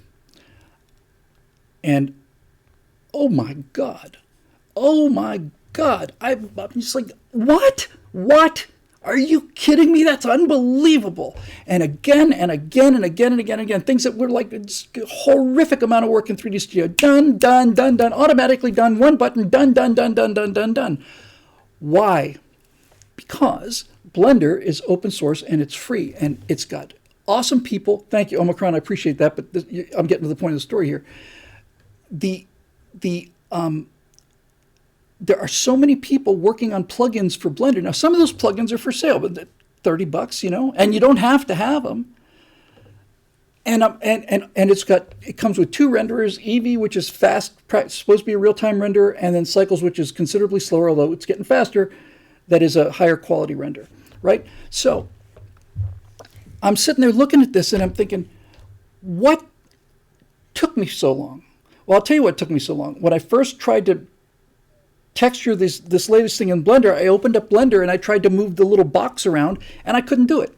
I just didn't know the commands. So I said, now I can either try to relearn Substance Painter, and that's another enormous $200-300 a month thing, and then I can get a license for 3D Studio, find a renderer there and get all those textures and stuff, or I can learn Blender. And I watched a 20-minute tutorial, and that's all it took. Now, I'm not saying it's all it'll take for you, but I am saying it's all it'll take for me because 3D software is very much like video editing software. It all does the same thing. It just has different commands. It doesn't have different functions. It's just different commands. So I learned to edit on a piece of software called Dvision, nonlinear editing. I had 2 Panther drives, Maxtor Panther drives, are 1 gigabyte each. They cost $1,200 something each. They're about this big and they weighed, a lot, like a cement block. But once I learned how to do nonlinear editing, then I moved to Media 100, and then I worked with a couple of others. I'm now on Premiere Pro. Prior to Premiere Pro, I was an Avid editor in Hollywood. I was an Avid editor for 15 years over there. And now we're getting to kind of the point here. Avid was the state of the art. Anybody who worked professionally as an editor for 10 or 15 years worked on Avid. And since it was the industry standard and the state of the art, it was expensive. It was very, very expensive. Matter of fact, I'm not sure about this, but if memory serves, it was so expensive that you had to have a unique installation and that kind of thing. So here's Avid, and they're the gatekeepers, and they're holding on to this stuff, and everybody needs it, and it's the best stuff out there. So they're hold on to it real tight, and then they're letting it out for large amounts of money to the people that could afford it. Meanwhile, guys like Media 100 and a bunch of other things are out there for free or for very little money, and they're not as good as Avid, but they're catching up fast. And then the next thing you know, and I mean the next thing you know, Avid's gone. Avid's gone because Avid, I mean, I don't know if it's still there, but I haven't heard of anybody using Avid in 15 years. Because Avid decided it was going to lock itself into this. We own it, it's expensive, and the way we're going to make money is we're going to charge as much as we possibly can for this. That model has failed everywhere it's been tried because of the speed of technology. So the most amazing thing about Unreal Engine, by far, the most astonishing thing about Unreal Engine is it's free. And Blender's free. And so you say to yourself, well, how do these people make money? Well, Blender has something called the Blender Institute. And basically they're saying, here it is for free. If you can help a fella out, we'd appreciate a donation. So I've just got the new Blender installed, and I will make as substantial a donation as I can, which will not be substantial compared to what the price of 3D Studio is, but I'm going to chip in. I'm going to keep chipping in because I can. I couldn't 30 years ago, but I can now, so I will. Unreal is even more brilliant. Unreal not only made Unreal free and made MetaHumans free, but Unreal bought the most sophisticated assets called Quixel Megastands. These are fantastically detailed photographic textures and objects. And they used to cost, not a lot of money, but they used to cost. Unreal Engine bought Quixel, and the first thing they did was they made it free. And so you're thinking to yourself, well, how can you possibly make money like this? And it's a simple marketing thing, right? It's a price point. Do you want to sell a very small number of very expensive things or a very large number of inexpensive things? What Unreal has done is they did two things. Financially, they bet on the fact that if we make this free, instead of having 50 studios developing stuff with Unreal Engine, there's probably going to be 50 million. I don't think that's an exaggeration. There'll be 50 million people out there working with Unreal. And the Unreal contract says that you can use their software for free. You can make whatever cinematics you want to, including the stuff that you just saw, for free forever.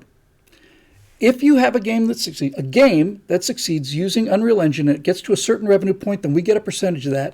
And Unreal is making money hand over fist because now Unreal is taking a percentage, not of 50 developers, but it's taking a percentage of the 50 million, a small number of whom will succeed, and that is a better market for them.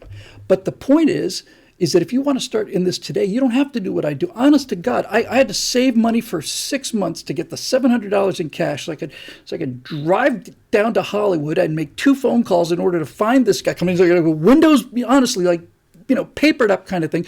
And I'm coming out of there like I got 20 kilos, and it's like holding on to this stuff. It's like, no, it's free. And if you can help, great. And this is exactly the model I am planning on working on financially for the colonies and also for development. Essentially free. I came late to this game, but I sure do love it. I mean, it took me 15 years of looking at Warhammer 40K with just thinking this is absurd until finally I finally saw something that made me read one of the books and I said, okay, I get it now. Now I get it. It's absurd to some degree, yes. There's flying cathedrals for battleships, yes. But that's not what 40K is about. 40K is about the depths of human depravity. That's what 40K is about. And I love it. I love it. So there were, as with Star Trek and Star Wars, a number of really terrific fan films that were made for 40K. And one of them is really, really outstanding. It's much better than what they put out. Really outstanding.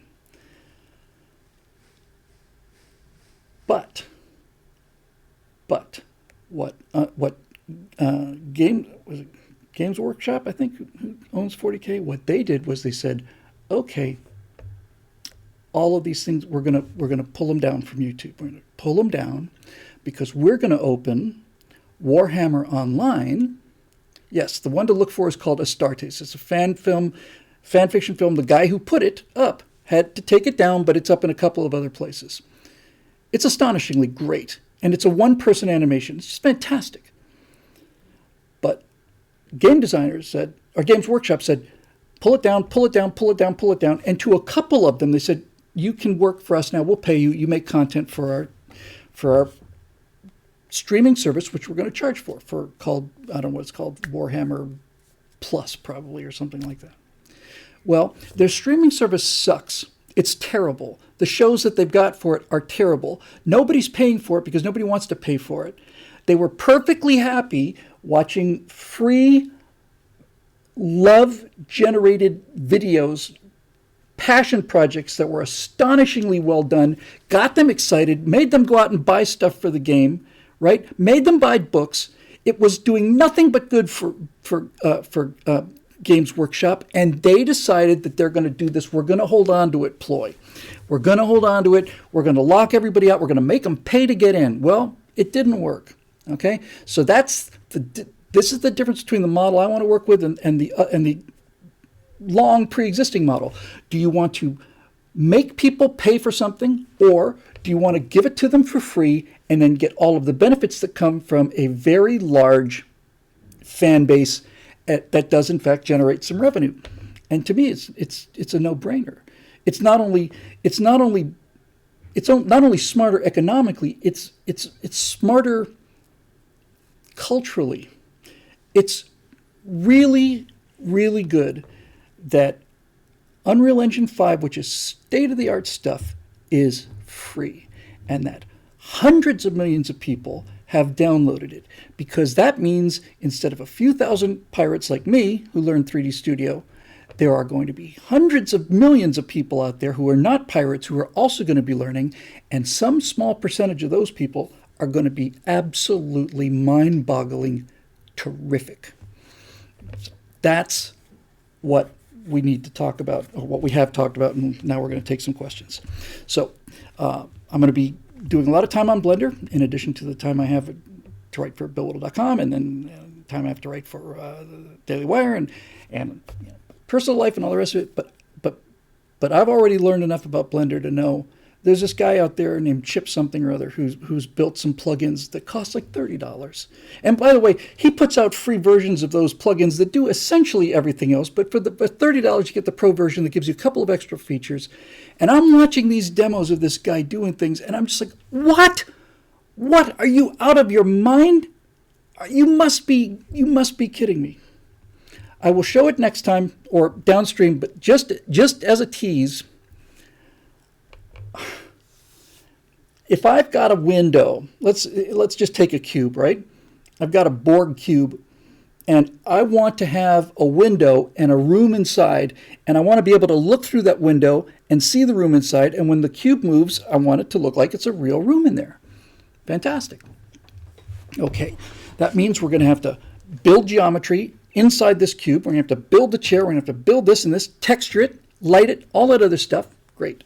And that's going to take up resources, memory, and all the rest of it, and time. And then somebody came out with something, open source stuff again, that just blew my mind. They came out with something called a parallax texture. And here's how that works.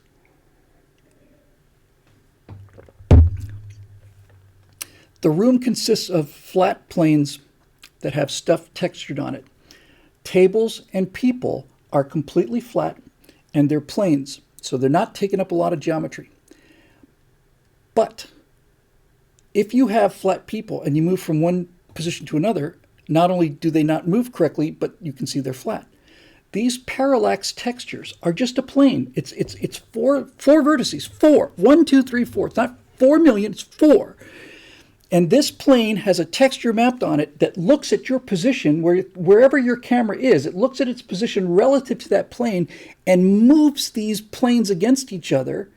And as you move, it slides them, and it gives you an astonishingly realistic view. In fact, it's so cool. I'm just gonna show you one. Just give me 1 second. I just got to show you one because I just think it's fantastic. And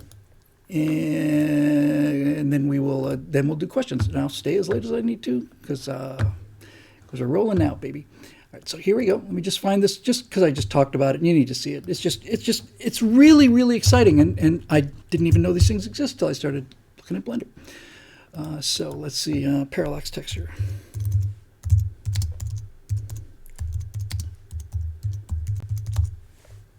Excuse me while I put on my cogitating spectacles here.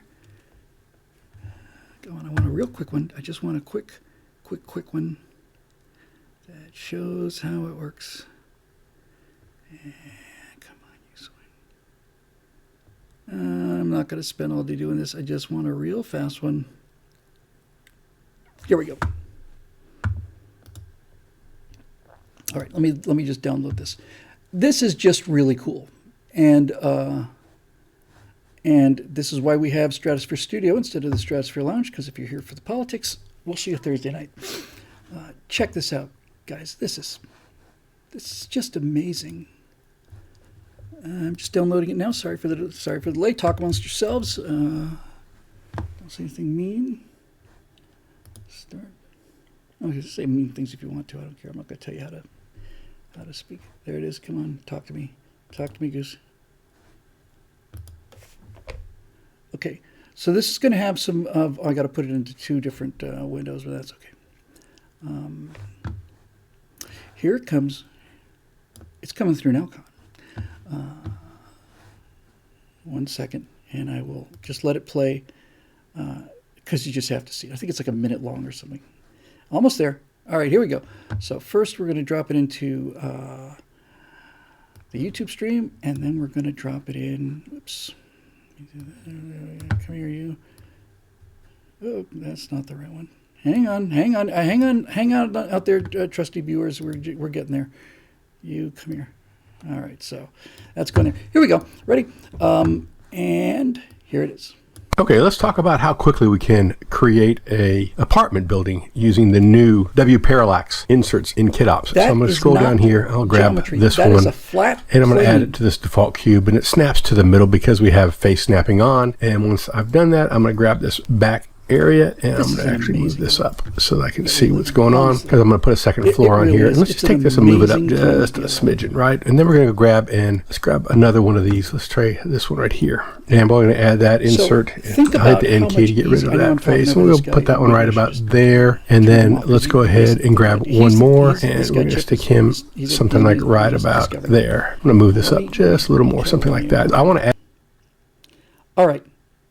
So, imagine what this does if I had a spaceship and I wanted to put interiors on that spaceship. I would have to build all of these rooms and then mount them into this thing, and just think of all the rendering and all the time. All I have to do now is just stick this thing on it like a decal, just plop it in, and there it is. And and he's talking about glass now and stuff, so I could probably just kill these. I think it's been on long enough. But this is of somebody, by the way, this is an independent person who simply figured out that they needed a way to do this, so he did it. He just plain figured it out, and that's the miracle of open source. The idea that now look, I'll probably find out that 3D Studio has been having this for 15 years, but basically the idea that they could do that is I think it's just completely beyond anything that a big company like Autodesk could do. So Autodesk, you're going the way of the dinosaurs. It's been fun working with you, but you either need to get ahead of this or not. And it's too late already. Just working with Blender just a little bit is just infinitely better. All right, so let's do some questions. Why don't we? I guess we will You know what? We'll do Facebook questions tonight. Because I think we need to set up something separate for BillWhittle.com Facebook questions for Stratosphere Studios to Stratosphere Launch. So we'll do Facebook questions, and then we'll call it a night. It's been a fun show. I'm having a good time. Everybody's jazzed and groovy. There you go. Come on. Here it comes. Okay, here we go. Facebook page, Stratosphere Studio, 4 comments. All right. We'll take them all. And I will check BillWhittle.com because I know some of you are panicking now because I said I would, so I will. I'm not going to finish until I finish, so have no fear. All right, so we're going to do Facebook questions first. Then we'll go to BillWhittle.com. We'll find them. Everybody settle down. Here we go. All right, just want to make sure everything is copacetic here, and copacetic it seems to be. All right, here we go. Ready? So from our Facebook page, we have Trevor Duell. Hey, Bill. If politics is downstream of culture, then what is culture downstream from? Do movie and TV execs inform our culture? I'd like to think that we can influence culture with our dollars, but it seems like the aforementioned will keep cranking out the content regardless of who's buying. Am I wrong? That is a profound question. Why do they continue to make woke garbage when certainly by now it is crystal clear that it is not only not going to make them money, it is going to kill their golden geese. Why? Why do they do it? Why do they lose money on purpose? And I've thought about this, and I don't have any direct evidence for this, little bits of hard evidence, but I have a tremendous amount of circumstantial evidence for this. The argument is, since people aren't buying this woke stuff, since politics is downstream from culture, and in the culture we're not going to go see any of these movies. These movies are garbage. We're not going to watch Rings of Power. It's a catastrophe. We're not watching. We're not going to pay for it. That's okay. So why do they do it? I believe, and by the way, this is deeply connected to the same issue, is why did the NFL support all of this taking a knee during the national anthem? Why did they tolerate it? Not only tolerate it, why did they celebrate it? The people who watch football games are not the people who take a knee in protest of police actions. So why did the NFL back it? I know why Kaepernick did it. I know why the other players did it. But why did the NFL do it? It clearly cost them money. ESPN has become woke. It's cost them money. Why? My theory, and I don't have it, is on some level, there's an argument to be made that they understand that their long-term goal is to change the culture by force-feeding us this stuff. Okay, I think that's part of it, but it's clearly not working. I have a much simpler explanation. My explanation, Mobilemoto beat it to me by a few seconds, is my explanation is that this woke garbage that nobody's watching is not losing money. It's making them money. And the problem is it's not making them money from Americans going to movie theaters. I think Disney has essentially 2 viewers that they have to make happy. Not millions like they used to. They don't have to get millions of people into movie theaters anymore. They have 2 viewers that they have to make happy. They have to make China happy, and they have to make BlackRock happy. Now, for those of you that think this sounds like conspiracy theory, it's not. BlackRock is essentially a financial firm, and it has, I believe, $10 trillion worth of assets. I've seen video from the president of BlackRock saying that we have to be socially responsible. We want to promote these woke values. Now, you have to ask yourself why a $10 trillion capital company, who are probably the most rapacious capitalists out there, why do these people talk about, no, we really have to get this socialism message out there? I'm sure it's to inoculate themselves and to provide themselves with cover until it's too late. And what China wants is pretty clear what China wants. We've spent $600 billion a year on our military, and China thinks that for just a crummy few billion, 5 billion, something like that, they can change our culture to the degree that we're not going to want to use those aircraft carriers that we've got. And that's a smart investment for them, too. So I don't think these companies are losing money. I just think they're losing money domestically. And I think that they are essentially now become propaganda for hire organs that are designed to be paid for by either transnational powers or foreign powers to produce content that achieves their goal. And you might ask yourself, well, what possible goal could the Chinese Communist Party and this enormously powerful capitalist investment and financial firm have in common? Well, the answer is twofold. One of them is, well, technically they're parallel goals. China wants to see the United States weakened or destroyed, and BlackRock wants to own everything. They want to own everything. I had a chance to interview Dinesh D'Souza shortly after he'd been released from prison for some incredibly minor thing, but he wrote a book critical about Hillary Clinton. And Dinesh had a book out, and for the life of me, I can't remember it, and I'm ashamed about that. But the first paragraph in his book was this, and this is what we talked about in the interview. Dinesh's opening was this. He said, if you are a thief, if you've got a larceny-centered mindset, and you like to steal things, if stealing things is what you are inclined to want to do, what is the most valuable thing in the world? So if you were going to steal something, if you're going to pull off the ultimate heist caper, what would you be going after? What is, in fact, the most valuable thing in the world? And I don't know. What are you going to say? No, it's very simple. He said, this is Dinesh D'Souza's brilliance here. He said, the most valuable thing in the world, by far, is the private property that is owned by Americans. We have 72, this was several years ago, it's higher now. We have $72 trillion worth of value distributed among that's American citizens. Hillary's America, that's what it was. Thank you, Marusha. We have, again, 10 years ago, we had $72 trillion of assets as private property as American citizens. That's the most valuable thing in the world. And that's what they want. So if you've got a company that's worth $10 trillion in assets, and they start talking about socializing things, and they start paying companies to get that socialism message out there, then what they want is, they want to be able to buy that stuff at bargain prices and then own it and control it, because that's what they do. And the Chinese government has no problem with this whatsoever. They're working to the same goal.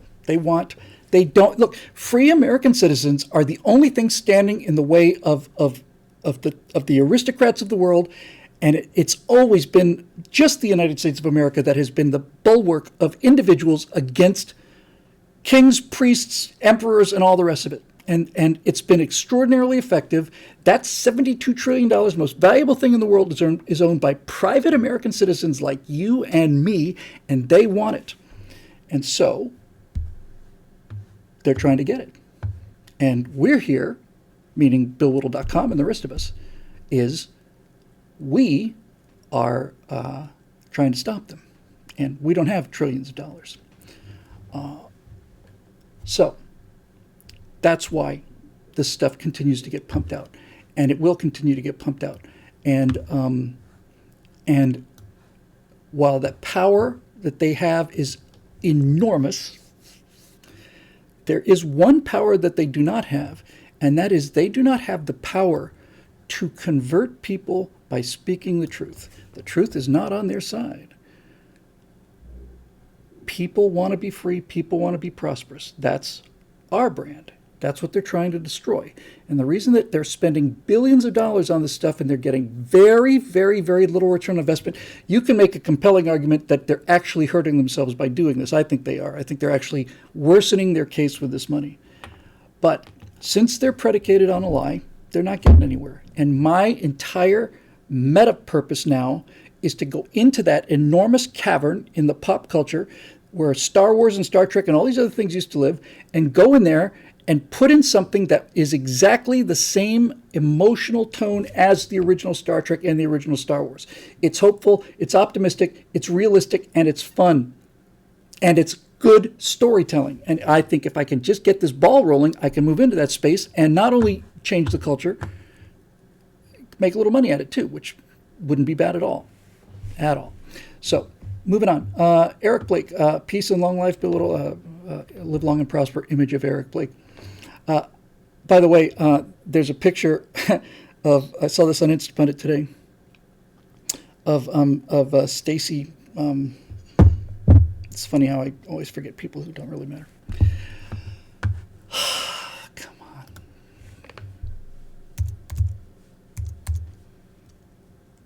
Abrams. Yeah, I just remember the Abrams tank. That's memorable. I saw a picture of Stacey Abrams, of course, a super liberal politician who Democrat, who claims that the Georgia election was stolen from her. She claims to be the actual governor of Georgia. And she's a big Star Trek fan, but she's much more importantly, she's a liberal icon. So the liberal morons that are running Star Trek now brought her on to show how unbelievably forward they are. And Stacey Abrams played the president of Earth, which is kind of telling because that's what they all want to be, is ruler of all of us. If they asked me if I wanted to make an appearance on Star Trek, I wouldn't have said as the ultimate ruler of the planet. I would have gone with something a little more humble, but that's beside the point. So it's all about Stacey. What a big Star Trek fan she is, and she's holding up her hand like this, and it's kind of like this, and she's trying to do the Vulcan salute right like this. She can't do it. She can't do this. You know why I can do this? You know why I can do this? It's not easy. You know why I can do it? Because I have practiced it for hundreds of hours. Muscle memory, and that comes from the Star Trek episode where Spock sees a great Vulcan from the past named Serac, and he doesn't believe he's real, so he says, live long and prosper, image of Serac. Learn a little bit every day. Okay, so here we go. I've noticed, this is Eric's question, I've noticed with my highly evolved audible and visual awareness that the version of Star Trek original series theme you used in the openings for the show is one of the remastered versions with the updated SFX, special effects, yes. But my question is, how do you like the remastered version as opposed to the version with the original sound effects? Personally, while I appreciate the charm of the incredibly dated ship movements, etc., the remastering really ensures that newer generations can more easily watch it alongside the other classic TV shows without a headache. The short answer to your question, Eric, in fact, the only answer to your question is I would have much preferred to use a original version, like I used the original version of all the other theme shows that we use when you watch on Twitch and we stream live prior to going live on YouTube and recording. But I couldn't find one that wasn't just, on VHS. It was just unwatchably bad. So I went with that version because it was the only version I could find that was relatively high definition. For those of you who are not aware of it, I don't know how long ago now, but probably at least 10, 15 years now, I think. I guess when CBS bought Star Trek and re-released it, they remastered the special effects. And I don't know if they did it on all the episodes, but I know they did it on the best ones. And the remastered effects are terrific. They're keeping the tone, and it looks like Star Trek. It's just, this is what Gene Roddenberry would have done with the 60s imagination if he'd had 2020 technology or 2010 technology. And I think they look great. And I don't think it hurts the show at all. So if you haven't seen the remastered versions, it's worth a look if you're an original series fan, and if you're not, you're a communist. Another question from Eric Blake, who's now switching horses in midstream and mixing metaphors. So we're going now from Star Trek to Hail Vectron, whatever the Vectron salute is. If you're new here and you don't know who Vectron is, go to YouTube when we're finished with this fascinating program and look up Mitchell and Webb Vectron, and that is one of the greatest sketches of all time. And they're one of the greatest comedy duos of all time, and only surpassed, in my opinion, by Harry and Paul. All right. I think Paul Whitehouse is the funniest man alive, and nobody knows who he is. Okay, so Hail Vectron, Citizen Whittle. By Vectron's golden claw may our endeavors in the culture cause a monumental pendulum swing to our dominance. In Vectron's name, let it be so. Now, here's something that I've been thinking about for a while. A new conservative rising star, Vivek Ramaswamy, has created an investment firm, Strive, that's a stated alternative to Vanguard, BlackRock, State Street, etc. The massive films people have long invested through, who go to corporate stockholder meetings to allegedly represent their investors and instead have pressured these companies to go woke. So the question is, with our side finally waking up to this, can we now actually use our investments to push for cultural change in certain entertainment-based corporations? I don't know. But if somebody is that forward-thinking and that motivated, because putting together a TV show is a lot of work, but putting together an investment firm on that kind of scale is a monumental, 5 orders of magnitude more difficult thing to do than the most difficult thing I'm trying to do. So good for, is it he or her? I don't care. If it's a her, even better. In any event, if somebody has enough vision to realize that this is what's killing the country, then they might have enough vision to realize how they're doing it, and then to realize that this is something that they should be a part of. I don't need that kind of money, but I sure could do something with it.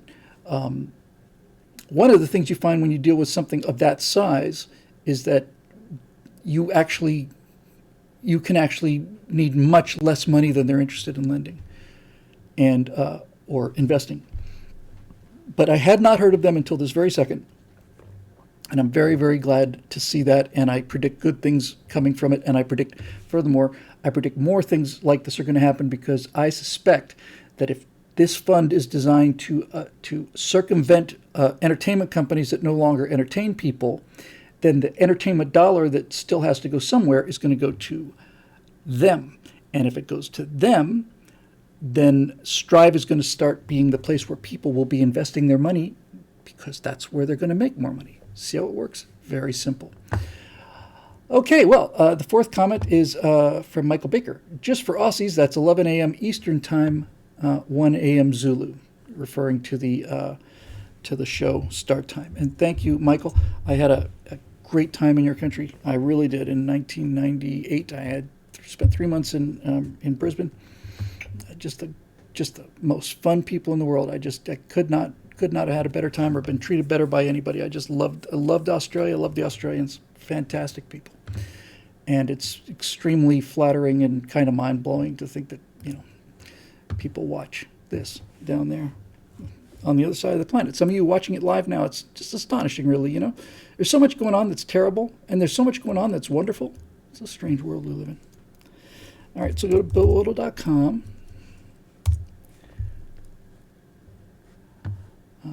Become a member, make a one-time donation.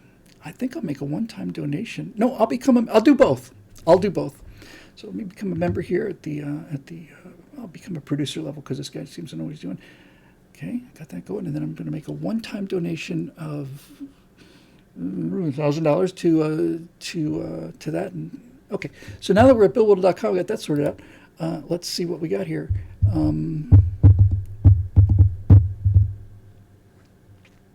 And, by the way, it is now officially fall. It's not crazy hot. We had a couple of bad weeks, but this was a mild summer.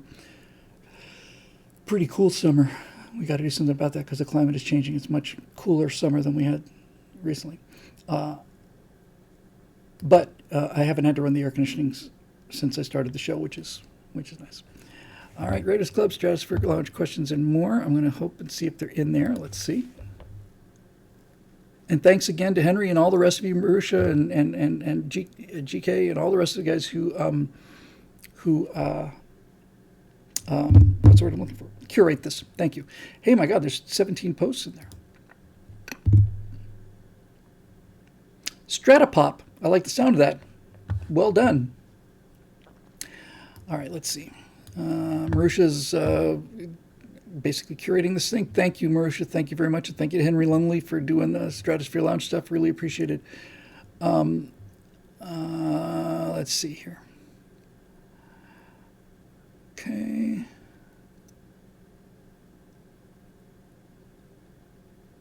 Wow, some of these are really, really great. Oh, people are talking about the static fire. They say, have you seen the static fire? Have you seen the static fire? It's funny how a preconceived idea that's just barely in your head can completely cause you to simply bounce off an idea. No, what I saw earlier today on Instapundit was I saw a Chinese skyscraper 100% on fire. Anytime I've ever seen it in movies or in real life, it's 2 or 3 floors. Even the World Trade Center on 9/11, 3 or 4 floors burning. This thing was burning from the ground floor to the 40th floor. It was black as a cinder, and that was the fire I kept thinking about. I did not see the static fire with 7 engines going, but by golly, I know what I'm going to do as soon as I get out of this. All right, so let's see. I'll tell you what I'll do, and I hate, it's just the best compromise I can do. I will cover all these questions, but I'm only going to get one question each. If you've posted multiple questions, then you can talk to the box office about getting a refund. So one's about Voyager, one's about pop culture topics. I'll take the second one, which I'll get to in a minute. GK Masterson. Okay, already asked and answered. So, Bill, do you join our movement called Black Dwarf Star Lives Matter? They are more matter than they are energy, after all. Black dwarf stars are things that will one day exist. And here's a little Wikipedia entry on black dwarf stars.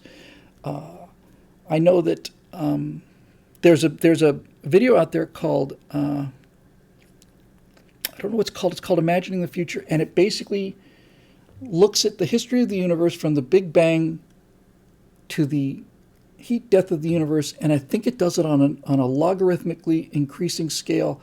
So it means it's going faster and faster and faster, and even with that scale, the amount of time where stars, meaning life, are possible. It's almost like the Big Bang is a flash bulb going off, and then there's a second or two of after image.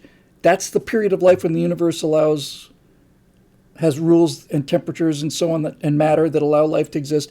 And relative to the total length of the universe, that period's instantly over, and 99.9% of the life of the universe is stars decaying, finally the red dwarf stars die, the world of black holes, and the black holes are nothing that's left. That goes on for billions or trillions of years, and finally the black holes manage to eat each other. That goes on for trillions of years.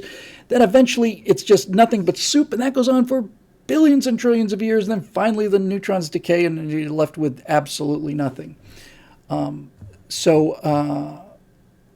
I don't know if I'm down with the black dwarf star lives matter, only because my entire life is dedicated to reversing entropy. But I will look into it. Okay, Marusha Dark, topic, pop culture critics. Billy, you said you mostly don't watch TV or movies anymore. Actually, she said you don't watch movies and TV anymore. Instead, focusing on channels like Doomcock, Drinker, Nerdrotic, etc., to whom you outsource the watching and just get back the cliff notes. This is not to single you or them out, it's just a ready example, but do you think there are any negative trade-offs to people spending more time consuming channels that talk about pop culture rather than they do the actual pop culture itself? I don't know if I understand the distinction. In doing so, they could potentially miss out on things they might otherwise enjoy that the critics got wrong. This also seems to give tremendous power to reviewers to gatekeep and steer the culture for better or worse. I see where you're going with this. That's an interesting question. My off-the-cuff response to this would be that there is so much flow, cultural flow, that is artificially driven leftward, that anybody that's swimming to the right, and frankly, if there's that much cultural flow being driven leftward, then just standing in place means you're essentially swimming upstream. That let me see if I can make this clearer. Positive reviews for something like Rings of Power, as an example, can be found anywhere. In fact, there are reviews out there that says it's simply the greatest piece of television that's ever been made, and so on and so on and so on, and they've got their check and off they go. I'm interested in the people who are criticizing the pop culture and finding out what's wrong with it, because I believe that the stuff that's spewing out of the traditional outlets is universally garbage. And I have also found that the 3 people that you mentioned have been fair about the things that they liked about those things, but I'm not there to hear what they liked about them. I'm there to hear about what is the latest assault on our culture. What does it look like? And what is it? So it is a good point. If you just listen to nothing but negative people, you could miss out on some good things on the shows that they're talking about. But I haven't heard them. In fact, they've pointedly said we're not talking about things like House of the Dragon because it's not bad at all. So I hope that answers the question. These are people I'm trying to convince to become creators of the pop culture rather than critics of it. And that's essentially the hardest thing I've got ahead of me. So there's that. Henry Lumley. Thank you, Henry, for curating all of this stuff. And again, thanks to GK. Okay, sorry. This is actually Chris Taylor. Bill, while Team Liberty certainly seems to underestimate the importance of pop culture, we also know that Team Collectivism does not make the same mistake. We've seen plenty of examples of conspiracies to seize popular culture for themselves and destroy pro-liberty cultural projects and public figures even before the internet, as Ilya Kazan could attest. I worry that if you start any sort of traction with the colonies, that Team Collectivism will ramp up the pressure on you to destroy it. That's a good question. And it won't be done openly like you would do and therefore expect, but they will change their spots, pull in our cuttlefish tentacles, male cuttlefish, the smaller, weaker male cuttlefish, make themselves look like females so they can get past the males that are competing and cheat their way in. And all they do is make weaker species. And undermine you with the practiced subtlety of courtiers and backstabbers. Have you done any forethought experiments about how Team Collectivism could most efficiently wreck your colony's project if their hive mind decided to? I have not, but we're doing it now. Maybe I'm way too naive in some cases, but this is a really fascinating question.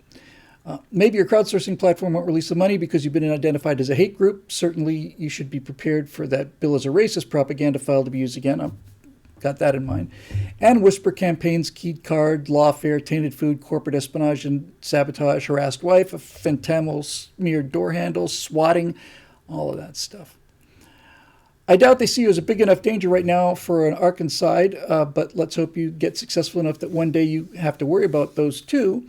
Have you had any private face-to-face chats with people like Jeremy Boring and Kelly Carlson's husband about what sort of tactics you can expect to be thrown at you when you become a bigger target, and what sort of insurance, legal preparations, business contingency plans, personal habits, etc. you will need to have? Since we know that someone's on Team Collectivism is already watching you and taking active measures to prevent you from being successful due to the production and deployment of the Scientific Racist hit piece and your throttling on multiple social media platforms, it would not surprise me if right now some potential big donors to you are having concerned friends warn them not to get mixed up with bad apples like you and showing them more out of context or just plain faked evidence of you being a scientific racist, grifter, fraud, etc. Sorry if it sounds paranoid. I hope it is. It's not paranoid, Chris. It's 100% accurate and true and very, very valuable. And I think probably the only criticism I would level against it, and it's not a criticism, is all of this stuff is real. It's just I don't have to deal with it now. As far as your specific question goes, I've not had a chance to speak to my SEAL friend about personal security because I haven't had to worry about personal security. There's a little bit of filtering that goes on in terms of me not seeing everything that comes in, but certainly and I have to say from the beginning, I have been strangely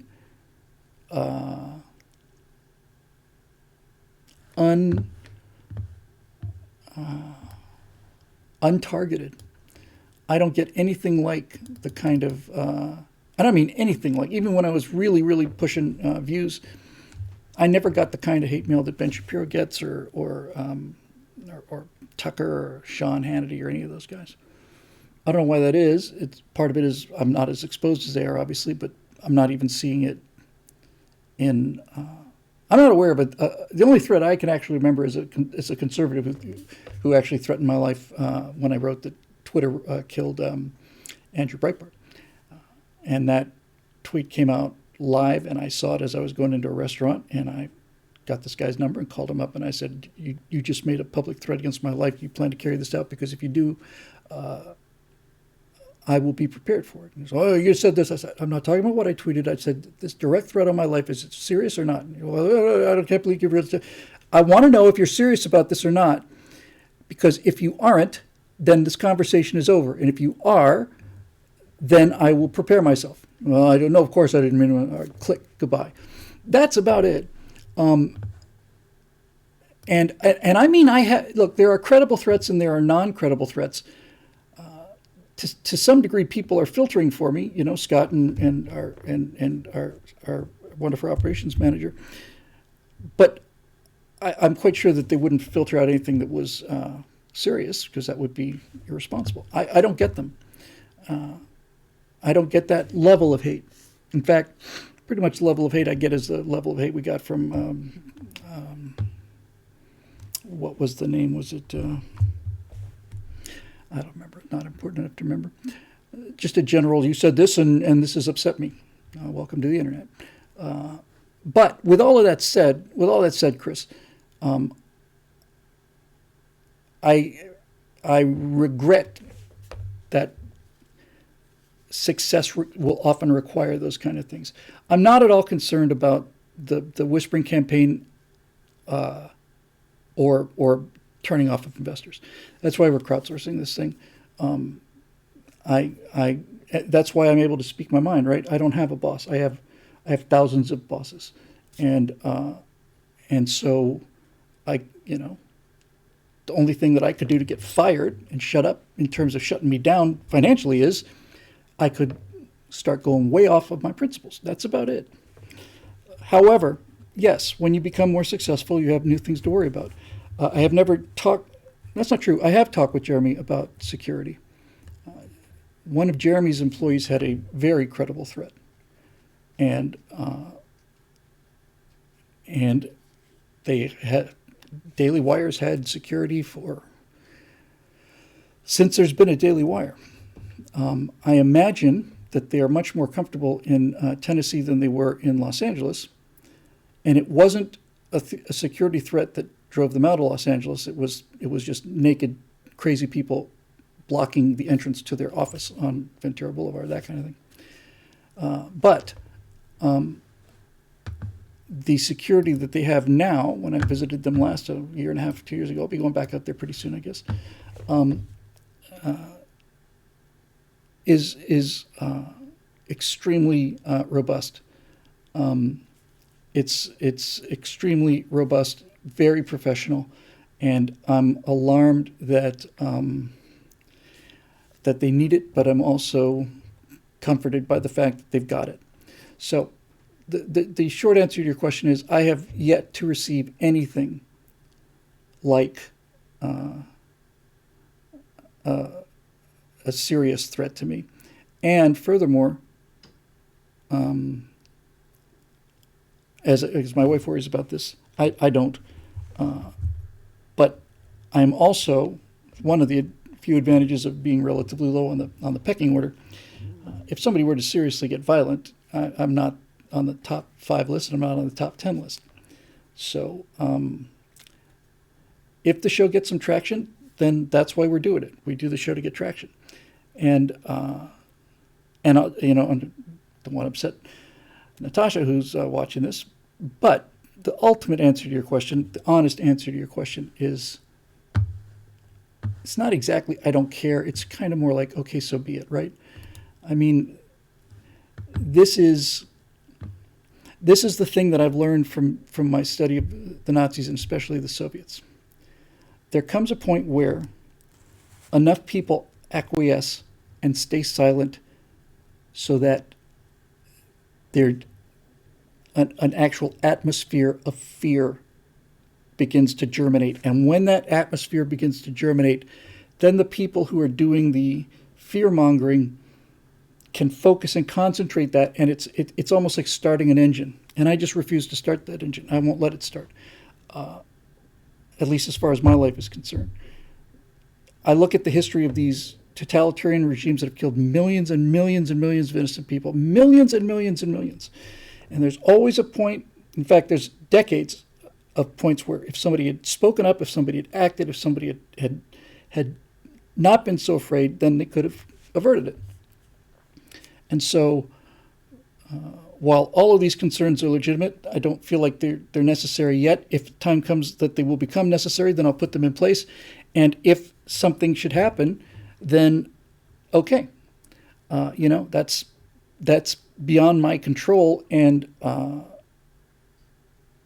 as unlikely as it seems, I still come to the place where it's like, hey man, I've had a tremendous life. I've had a terrific life. I'm not planning on going anywhere soon, honey. Don't panic. I'm just explaining it to the rest of the crowd. There really does come a point when you have to ask yourself how many people, how many men really have died to give me this freedom of speech in the course of the last 250 years, and it's a lot. And so I'm not going to dishonor them by backing down when somebody says something mean or threatening to me. Courage is an acquired trait, and you can build it. But in order to really build it, you have to make certain assumptions. Not assumptions. You have to come to grips with certain things, right? You have to come to grips with the fact that everybody's mortal, and that you're just here once, and you want to make an impression. At least some people do, and I want to make an impression for good. And if it turns out that that's something that I have to pay for, then that's a life worth living, right? And that's really the ultimate answer. Again, with all of that, when or if this becomes an issue, I will take those steps, and I am deeply grateful for the question, because to be perfectly honest with you, I had not given it a lot of thought, and I will be giving it some thought now, because it's something I should be thinking about, and I'm very grateful for that. Henry Lumley asked, did you see the seven-engine static fire today? I did not. Any thoughts on the failed Blue Origin launch from last week? Well, their escape tower worked. I mean, their escape system worked. That's always good. Anytime I see something, there's I haven't seen the Starship thing. I'll look at it as soon as I'm done.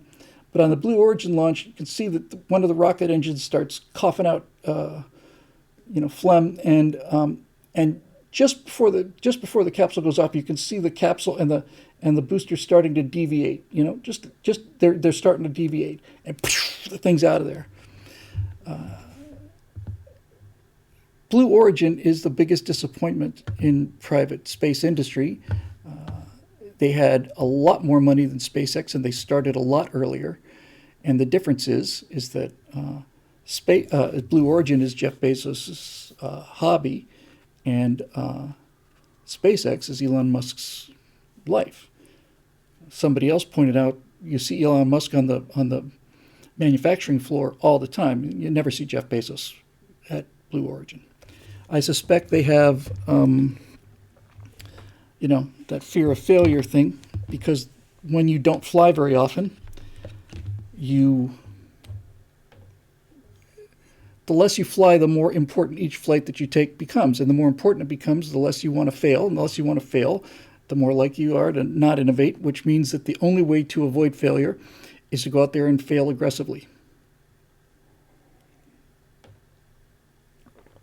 And I remember SpaceX, I think Elon was down to his last 4 million or something. And that final Falcon 1 launch they did, if that didn't work, I think he was pretty much out of business. But it worked, because he blew up some rockets before then. And this goes to not only political philosophy, but personal philosophy. SpaceX put out their greatest misses collection. SpaceX edited together their internal footage of everything that ever went wrong at SpaceX. Just close, lands, tips over. Almost. That's why they work. The last thing I saw from SpaceX was the return of a booster that had flown, I think, 9 times. This was its 10th flight or 9th. Put it on a boat, take it in, throw some paint on it, refuel it, send it up again. They do that because he's not afraid to fail. And since he's not afraid to fail, he succeeds.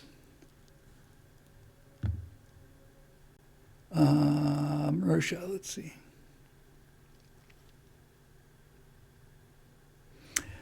Okay, this is a note about some context. So if you, I haven't checked my email in quite a while, to be perfectly honest with you. I know that's extremely annoying, but if you could send that to me, I will be looking for those, and I'll make those contacts because I need to get that going. Yeah, we're getting close to 3 hours. It's not bad.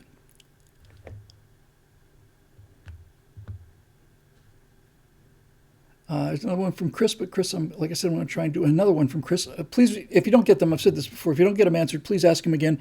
And if you ask him a second time, put second time. And if you, I don't think I've ever turned down a third time. So I'm just going to move on because I've been doing a lot of yapping tonight. Ian Nolan, Bill, regarding stealth ships, I think you're forgetting something. In addition to stealth from helium-cooled shield, I think it's quite conceivable that we could construct stealth from metamaterials. There is, in fact, already proof of concept of this. I think the way this sort of cloak would work wouldn't be very useful for ships, but it could be useful for hiding bugs, bombs, and perhaps even entire facilities under the right circumstances. I have not heard of that, Ian. I'll go looking for it. But that, to me, is what the so-called space submarine will be.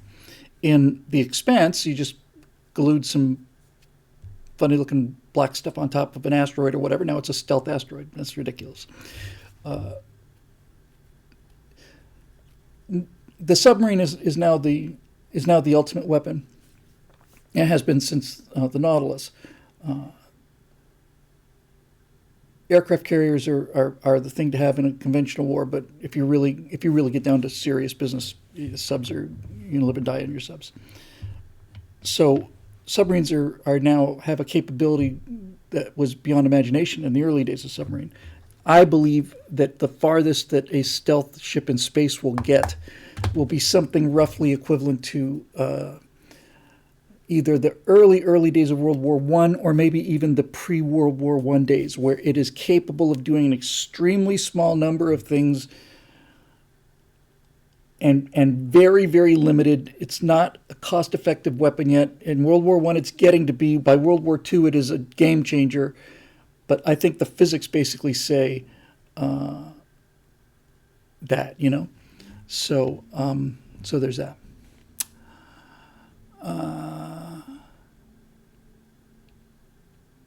Oh, wow. All right, I'll take this one just because it's kind of fun.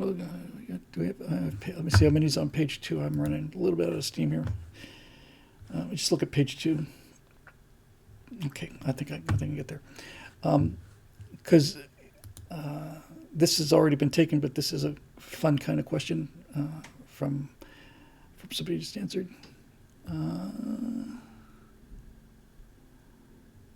it go? I missed one from Cody Fett. I'm sorry. Chris, if you're watching this either live or if you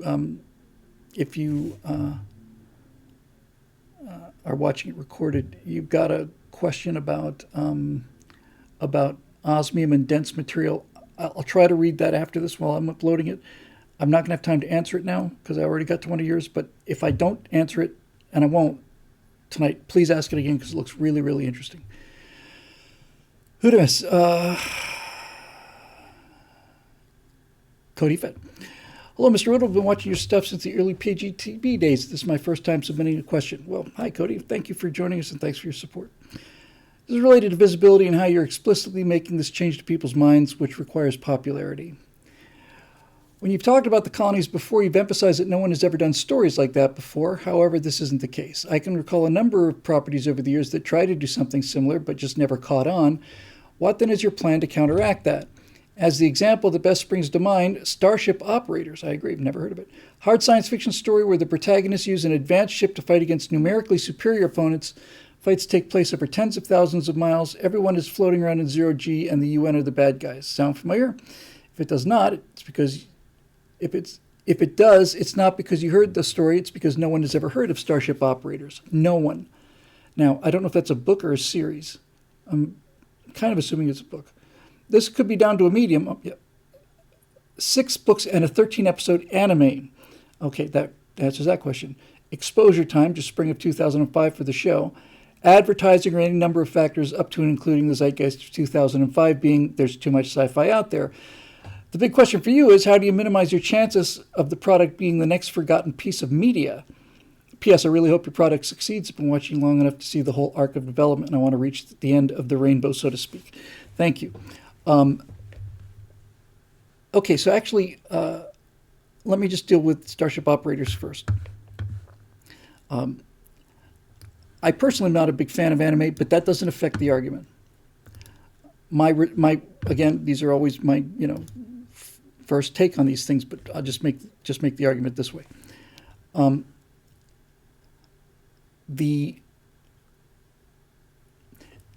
So anime is so you're saying that I haven't heard of it. Obviously, you're saying Starship Operator is extremely hard sci-fi, right? But it's presented in anime format, and anime is an extremely stylized medium. So you can write hard sci-fi and animate it through anime, but you can't make it look like it's hard sci-fi because it's anime. And that argument applies to any 2D animation, not just that particular style. I suspect that's probably why it didn't catch fire. I have no idea about how well written it was, about how universal the characters were. In 2005, there was nothing like this hole in the pop culture. There was an awful lot of science fiction, but there was no... In 2005, Obama hadn't even been elected yet, so there was no... This is when I published Silent America. So there was no sense of loss. There was no sense of, my God, how bad things can get. And that means there was no sense of, what would life be like if I could get out of here and hang out with the people that really want to work and be left alone, rather than be constantly subjected to these, bureaucrats and inspectors and middle managers and politicians and all the rest of these control freaks. So all of those things are different, but I think if I had to put my finger on it, look, I've said this before about the colonies. I never had, and I do not have any interest in doing an animated show. I have invested a great deal of my time and effort into producing an animated show that looks like reality. And the only reason I ever got into this in the first place was somewhere around 3 or 4 years ago, 2017, so pushing 5 years ago. One of our viewers said, you really should check out Star Citizen. And when I saw how far real-time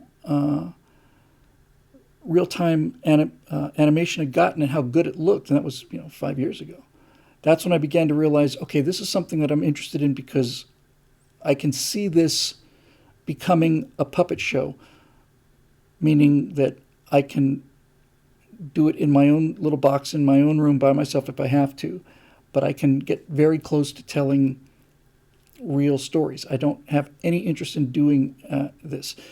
Some stylized animation, 3D animation, is actually very good. I just don't like it as a general rule. I don't. There are a couple of exceptions. There are a couple of Love, Death, and Robots that I like. The one from the first season about the farmers that was cell animation and very stylized. I like that a lot. I liked the first episode of the third series. But all of that stuff is just, look, I just can't be clear enough about this, right? I am such a deep believer in everybody having the freedom to do whatever they want to, so long as they don't hurt anybody else. There's all this stuff that happened earlier with this, this talk about, woke programs. I'd say make as many woke programs as you want to. I have no problem with that at all. What I have a problem with is you taking an existing anti-woke property and then burrowing into that and hollowing it out and negating it, not just damaging it, negating it in order to get a message that people don't want into the pop culture. So there you go. Now, Marusha, who's apparently in two places at once, says stylized age is better. Look at cutting edge CGI from the 90s versus today. I don't buy that argument. I just don't. the uncanny valley is a thing. It's a non-moving target.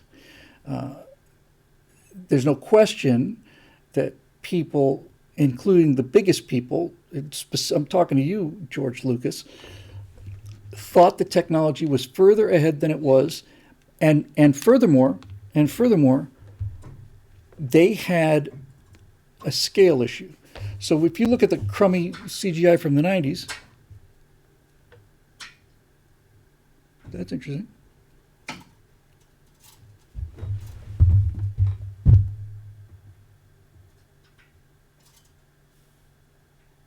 I don't know if you can hear that. Anybody up there?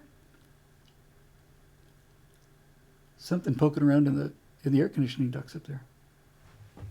I will pay attention to this as I continue to talk. And it was, look, I think the scariest, the worst, most awful, unwatchable movie that I can think of is Polar Express. That movie is appalling. I saw Beowulf not too long ago, also appalling. They way overestimated what they could do, and furthermore, if you're starting smaller, your expectations are a little bit lower. Plus, if you think about it, if you're talking about computer graphics in the 90s, so that's what, 22 years ago, more. It's not just that computer graphics have improved so much during that time. It's that entire generation has grown up with computer graphics, and that stuff that looked really good in 2005 doesn't look good today, but it looked good in 2005. So the audience's acceptance of computer graphics as a medium has aged in, right? So I'm not too terribly worried about it. Well, first of all, I'm not at all worried about it technically. I know it can be done. Whether we can do it, I'm not sure. But in any event, it can be done. I know it can be done. I know it can be done on a desktop computer, and I know that somebody like me can do it. I could do the whole thing. I'd do the whole series. I could texture everything, design everything, model everything, and it would take me 7,000 years. I don't have that kind of time. But there are many people that do most things better than I do, and my goal is to hire those people. And that's what we're trying to accomplish. I don't want to do anything that I don't have to do. That's really a fair and true statement. If I find somebody who's a better texture artist than me, and that's everybody, and I can hire one of those people, I'll do it. I only do it because the thing we saw earlier, the planets demo, I did it because I had to do it. There was nobody else to do it. And there's certainly nobody else who had the eye for it.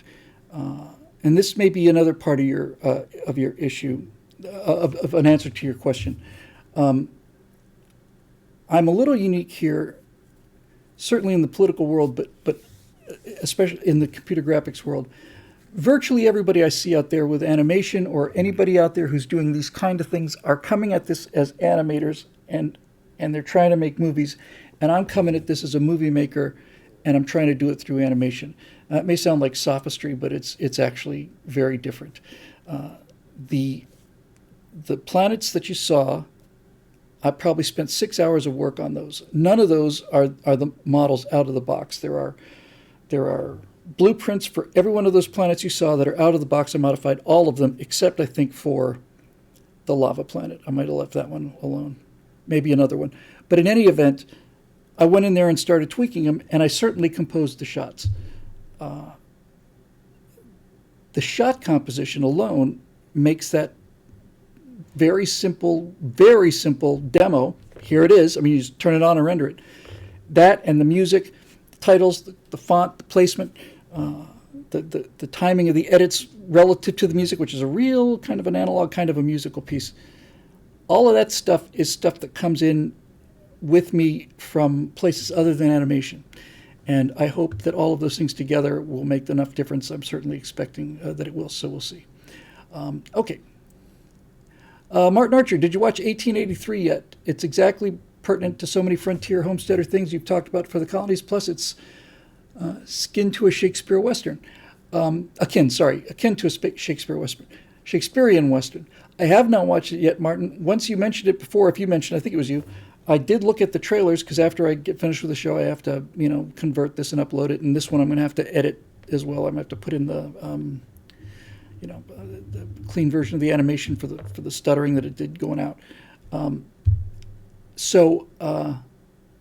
Actually, I may not have to do that kind of thing, but it may have gone in. I think that may have worked out already here. Anyway, last time you mentioned it, I went and saw the trailer and saw a couple of behind-the-scenes episodes of it, and it looked fantastic. It looked really, really, really good, and I'd like to watch it, and I'd like to watch it at home with my beautiful wife, and that is something that's on the top of the queue, so to speak. Okay, so here's Chris Tyler question again. I'm not going to take that. Ian Nolan, got that one already. Chris Taylor's question about high-density fuels. Please ask that again because that looks really interesting. Eduardo Enrique. Greetings, Bill Wazer 13 here. Hey, how are you, Eduardo? Still engineering airplanes in Ireland. Good on you. While the time zone makes tough to catch a show live every week, I never miss one episode, live or recorded. Thank you. Loving this new pop culture show of yours, and my topic for this week is about another classical Western fairy tale Disney made a good movie, only to reboot it as a woke, turn to shit one. Pinocchio. My God. Where the blue fairy is now the black fairy, and all adaptation of the same story called Lies of P. Using Unreal Engine nonetheless. I'm sorry, I missed something. And all the CGI abominations to accompany it. On the other hand, a South Korean developer studios, Neowitz Games, is working on a horror steampunk adaptation of the same story called Lives of P using Unreal Engine, nonetheless, of which the main trailer I post in the link below. I'm looking forward to looking at that. What say you that Eastern Asians are managing to do adaptations of Western stories better than the Westerners? I, for one, will not see the new Disney movie, but will definitively get the game. Best of luck on the colonies. My best regards, Eduardo. First of all, thank you for the invitation, for the link, for the information, and the very gracious and kind wording. And thank you for your support. When I haven't seen. There hasn't been a whole lot of really great Japanese movies out lately, and I don't see a lot of great Chinese. In fact, I see I can't think of a Chinese movie that I like. I saw Crouching Tiger, Hidden Dragon. I like that quite a bit. I don't know how long ago that was, and I don't know who's responsible for it. I know it was in English. I think it was. But the Koreans are doing some interesting stuff. It's an acquired taste. I didn't watch Squid Games, but I thought the concept was really interesting, and I saw enough clips to admire the execution of it, although I heard it went downhill pretty fast. I have seen a few Korean sci-fi clips or fast-forwarded through them on YouTube, and they're doing some interesting work. Some of the greatest effects work I've seen comes out of Russia. I mean, the stories, I think, are not good, but the CGI is fantastic. As far as the making Western stories better, it's a weird thing, Let me see if I can put this. I don't think any Asian nation, I don't think any other nation could have made Pinocchio anywhere close to as good as Pinocchio was. It's my favorite Disney movie. So when you talk about this live action reboot, which went straight to stream, by the way, Tom Hanks, and it just disappeared. It just absolutely, it was never even there. It just vanished from the pop culture. It was so quick that I only heard a passing reference to it on one of these pop culture guys, and it was just gone.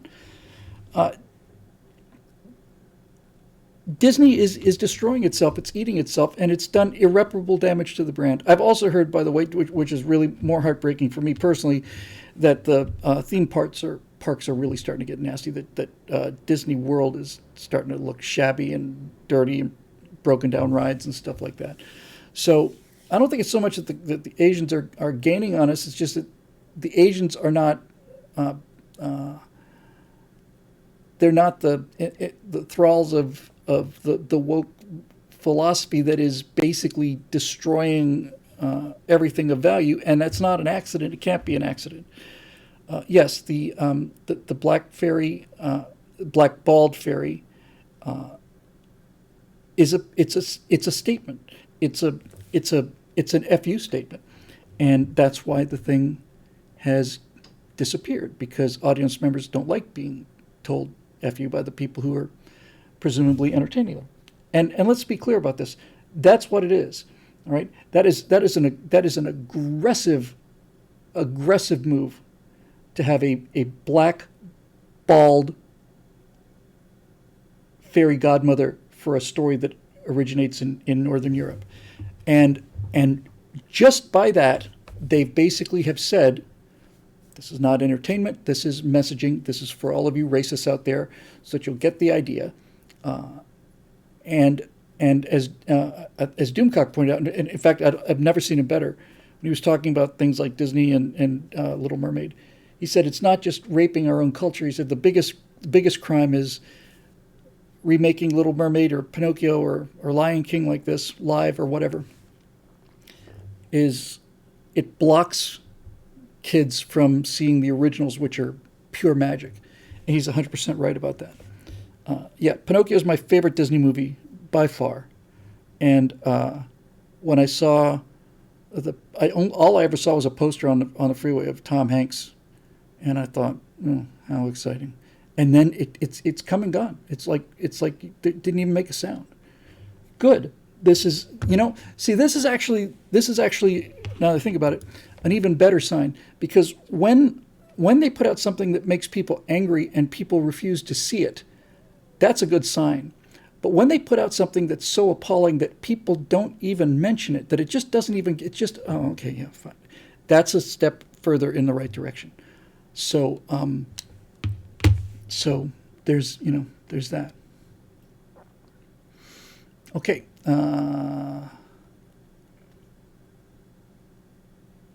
Okay, so I've got another question for Martin, but I've already taken one from him. So last one from Henry Lumley, and then we're calling it a night here. Hey, Bill, I was thinking about the colony, specifically weapons for clearing a ship's crew without destroying a ship, ships being expensive. I took your magnetic suit system into account, and I was thinking of a tri-tip missile that would split into 3 separate missiles near the target. I'm liking this already. After hitting the ship, each warhead would generate a powerful counteracting magnetic field strong enough to disorient, disable, or even dismember crew. That's a really cool idea. That's a really, really cool idea. For those of you not familiar with the background, this will be the last one we do, by the way.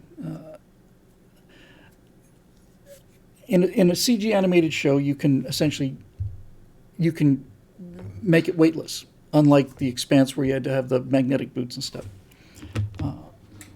But there is something dramatically, really almost essential about a so-called artificial gravity environment, and it's got to do with we are not weightless creatures in real life. When we talk to each other eye to eye. We're vertically oriented. We're on the same plane. I imagine that 0G conversations are very different, and that's a little disorienting. And besides, there's aesthetic lines on a linear ship. In other words, a ship that has a down that I like very much, and I like it enough to have spent enough time trying to figure it out. Artificial gravity seems to be as impossible as anything that's being discussed out there. The warp bubble requires an enormous amount of energy. The only reason I went with the wormholes, and I did this, I cheated as little as possible. The opening of space-time is possible, but they say the amount of energy required is enormous. You can do it to a diameter of, I don't know, ping pong ball or something, or maybe keep it open so short a period of time that a photon can't get through it. Whatever. the math says it can at least happen. So I found that to be the least egregious transgression. So I needed artificial gravity. Now, you'd think I would have one handy, but I don't. Okay, so I know this sounds obvious, but if you really think about it, it's profound. Well, I know it was profound when I heard it. If I have a paper clip on the desk here and I have a little tiny little magnet, I mean the tiniest little magnet, the one in my iPad case would be enough, but I'm not going to get the idea. If I put a paper clip down and take the tiniest little magnet there is and I hold it over the paper clip's going to jump up to the magnet. What does that mean? That means that little magnet is generating enough force to outpull the Earth. In other words, the magnetism from that tiny, tiny, tiny little magnet is stronger than the gravitational pull of the largest terrestrial planet in the solar system. That's why magnetic technology is achievable, because it's achievable. Gravitic technology, gravity is the force that structures the universe, but gravity is to say it's the weakest of the four forces is to understate things by so much it's actually almost comical. It is I don't know what the number is, but it is so much weaker than magnetism or any of the other forces that trying to engineer gravity seems absolutely absurd to me. I'm not saying that we couldn't do an awful lot of energy with technology. I'm kind of planning on that. But even if you've got the ability to generate this force, the force that you're generating, if you got a gravity generator and it's up to speed, whatever it took, right? The output of that force, gravity, is so weak that it just seems like, when you really think it through, it just seems like almost like a bad joke. Now, magnetism, on the other hand, is not, and so my workaround, and that's exactly what it is. It's a workaround. Now, Eric Blake says, we thought things were technically impossible a century ago, are all too common nowadays. None of them violated the laws of physics. None of them did. They were based on things that they thought were impossible, were based on assumptions, but none of them were direct violations of the laws of physics. Great example is, a couple hundred years ago, people thought that if you went 60 miles an hour, you wouldn't be able to breathe because the pressure on your lungs would be too great. That's not a law of physics restriction. That's just a plain ignorance. There's an awful lot of assumptions that I'm making. One of them is that I'm essentially saying that we've got essentially unlimited specific impulse. In other words, engines are so strong that you can thrust off the planet and go. That's an engineering issue. This stuff isn't. This is not an engineering issue.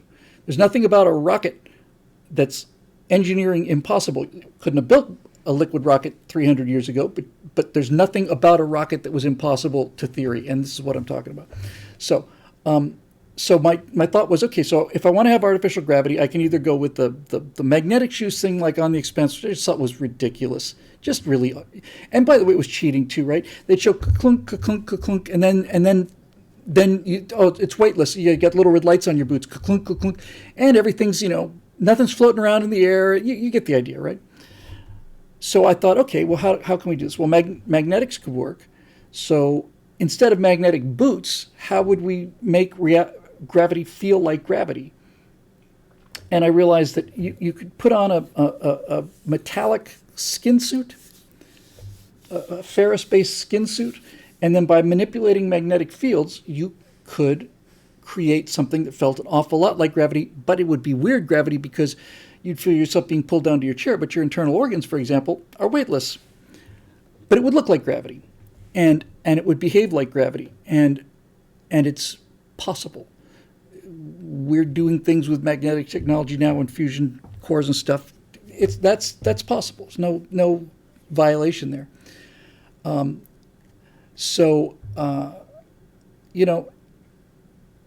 not the person who set the gravitational constant. And so there we are. But all of this to say, I love your question. I remember why I did this whole dog and pony show. If you're going to have that kind of thing, I actually thought, it's almost like, I'm wondering if it's something you could get with a shower, like your morning shower. If you, I don't know. it's almost like, could you spray this on you? Just spray it on, and it just basically becomes, like a second skin? I don't know. I do know that one of the ways you can sell this is, as I mentioned on one of these shows, you can do a commercial for the company that makes these magnetic gravity simulators. And I think the example I used was, he said, this is the Gravitron 9000, and here's where we are, or here's where we were. He takes a bowl of iron filings and throws it up in the air over one of these platforms, and it assembles into a form of a human, right? And it moves its arms. These are the iron filings doing the work. That's the Model 4. Ladies and gentlemen, I'd like to introduce the Model 5. And then all of a sudden, he throws another iron filings on a different platform, and now these iron filings form a much more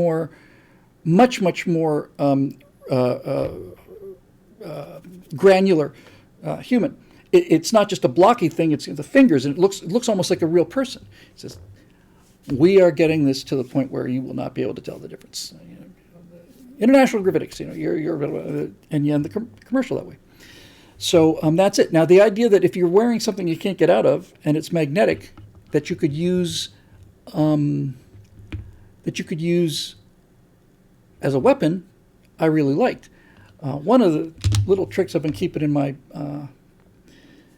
back pocket is that, I don't know whether it would be somebody who boarded the ship, but anyway, if somebody was wearing the metal suit, right, so that the magnetic artificial gravity was working, the computer could control that. The computer could have you float. If you had a long distance to go, it'd be like a moving walkway. The computer just gets you up off the ground, and it magnetically moves you down there at however fast it wants to. And then, I don't know if it was my idea or whether it came from the comments, but frankly, if you really had control of this thing and you could, override the safeties, you could take a person and just fling them against a wall at, a couple 100 miles an hour. That'd probably do it. And Eric has such a thing as force fields. There's no evidence that force fields are theoretically possible. There's no physics that explains why a bullet or a laser would be stopped by a field. There's no physics for that. And if there's no physics for it, then to me seems like there are engineering problems, there are physics problems. Engineering problems in science fiction, you get them all. Physics problems, you don't. I'm trying not to get any of them, and I'm cheating on one, and I'm only cheating because the theoretical framework is there. But anyway, that's just judgment call on one individual, and I'm the individual, and that's my judgment, and that's how that gets resolved. And it's 9:30, so we've been definitely doing longer shows. This one's 3 hours and 20 minutes, and we did a couple of three, but doing a 3-hour show is relatively new. 3+ is a big deal. We did a 4+ a couple weeks ago on Stratosphere Lounge. So in any event, I don't know whether that means fewer questions or less of the other stuff. I'm kind of inclined to say fewer questions, to be perfectly honest with you, because the stuff that we started with, not only did I think it was more important, it's a lot more kind of fun. So we'll see. That doesn't mean don't ask questions. It just means I'm not making any promises that I can get to all of them. Wow. I just glanced at the YouTube feed. Joseph Rogers says, Bill, have you considered using, Kugelblitz black holes for a power source for the colonies? I've never heard of a Kugelblitz black hole, but I will go and check one out right now, by golly. All right. Just do a third show for questions. That'd be great. I can do that in my free time. I guess it's something to fill up my empty hours.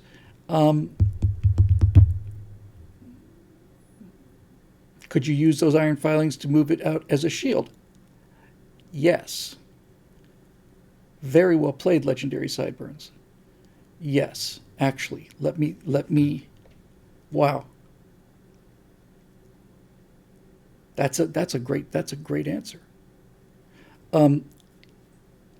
So, in Traveler, in the role-playing game, they had a defense against a laser weapon, and they called it a sandcaster. I thought that was great. It's essentially like a depth charge. It's a canister. And the enemy ship's out there, and you send this thing out that way, and it detonates, and it puts particles like sand out there. Now the laser has to expend energy burning through the sand, and that, if you make it dense enough, is enough to defeat the energy of the laser. There is no such thing as a force field, but there is such a thing as a magnetic field, and there are such things as ferrosensitive particles, iron particles, that are subject to magnetic fields. And that means that you could, in fact, have a form of a shield.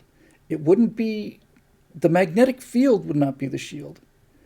You would have an iron shield that is shaped by magnetism. And that would mean that if you're going to have an iron shield, it would have to be really, really dense. You could chuck a hunk of iron filings out into space, focus it, put it between you and the target, extend it out almost like a cylinder so you got as much of it out there as possible. That's a fantastic idea. I'd always thought the solution would be to shoot something out and let it, dissolve. But the second that you open that canister, the second thing goes pop, it starts to dissipate, and the more it dissipates, the weaker it gets, both to energy weapons and projectile weapons. This is going to change a lot of things, because that is a freaking brilliant question. So I just thought, okay, just thought through just in real time. So if I want to defend against an energy weapon, I put a bunch of iron filings out there. I know where the target vector is. Concentrate them there with the magnetic field. Make them as thick as possible. Let the laser burn through there. What if I had an incoming kinetic weapon, like a slug from a railgun?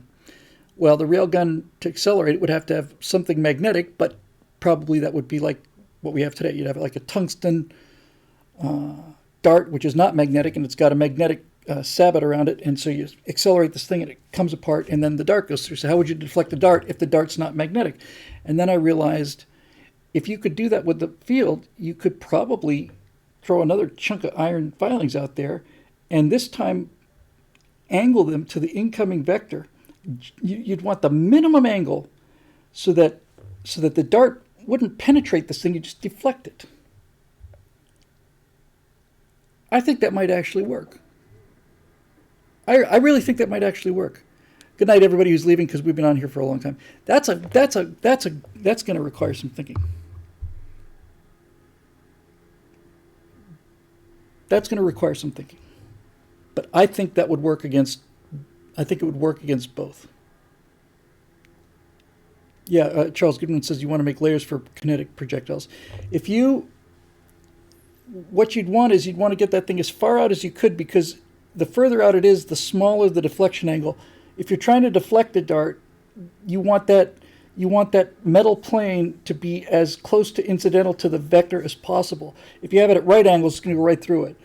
But if you just minimum deflection, that should be. I got it. I'll check the email. That should be enough. Well, now that is going to be cool. It changes everything, of course, and I have to rethink a lot of things, but no one's ever seen that before. And if you show people something you've never seen before and you think it out, they will come. You don't want to have a situation where people, oh, come on.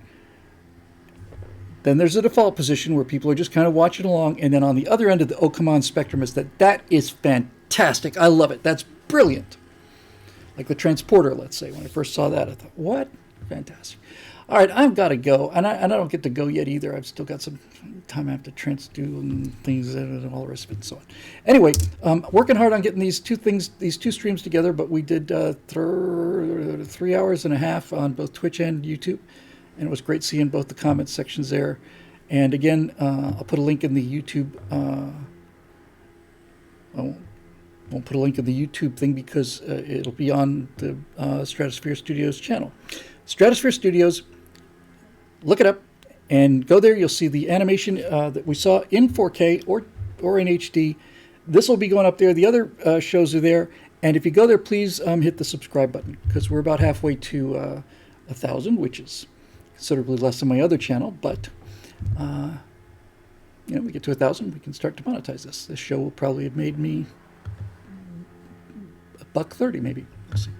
That's how you build things. All right, great. So it's great talking to people. Hey, by the way, this show and all the other shows that we do here are made possible by, number one, the vacuum guy out there in the hallway, and secondly, by the members at BillWhittle.com who make all this stuff possible, and to whom we are very, very grateful. So thank you for all the kind words and all the encouragement and support. I should have something really fun coming up with Space Engine, which will be the first case of me really doing like a scripted narration with screen captures and stuff. So we'll see.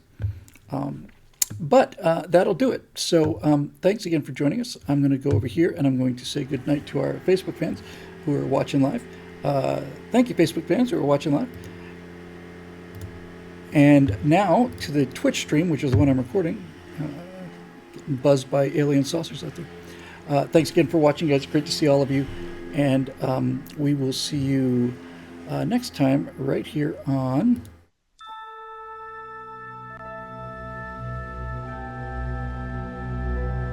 Space, the final frontier.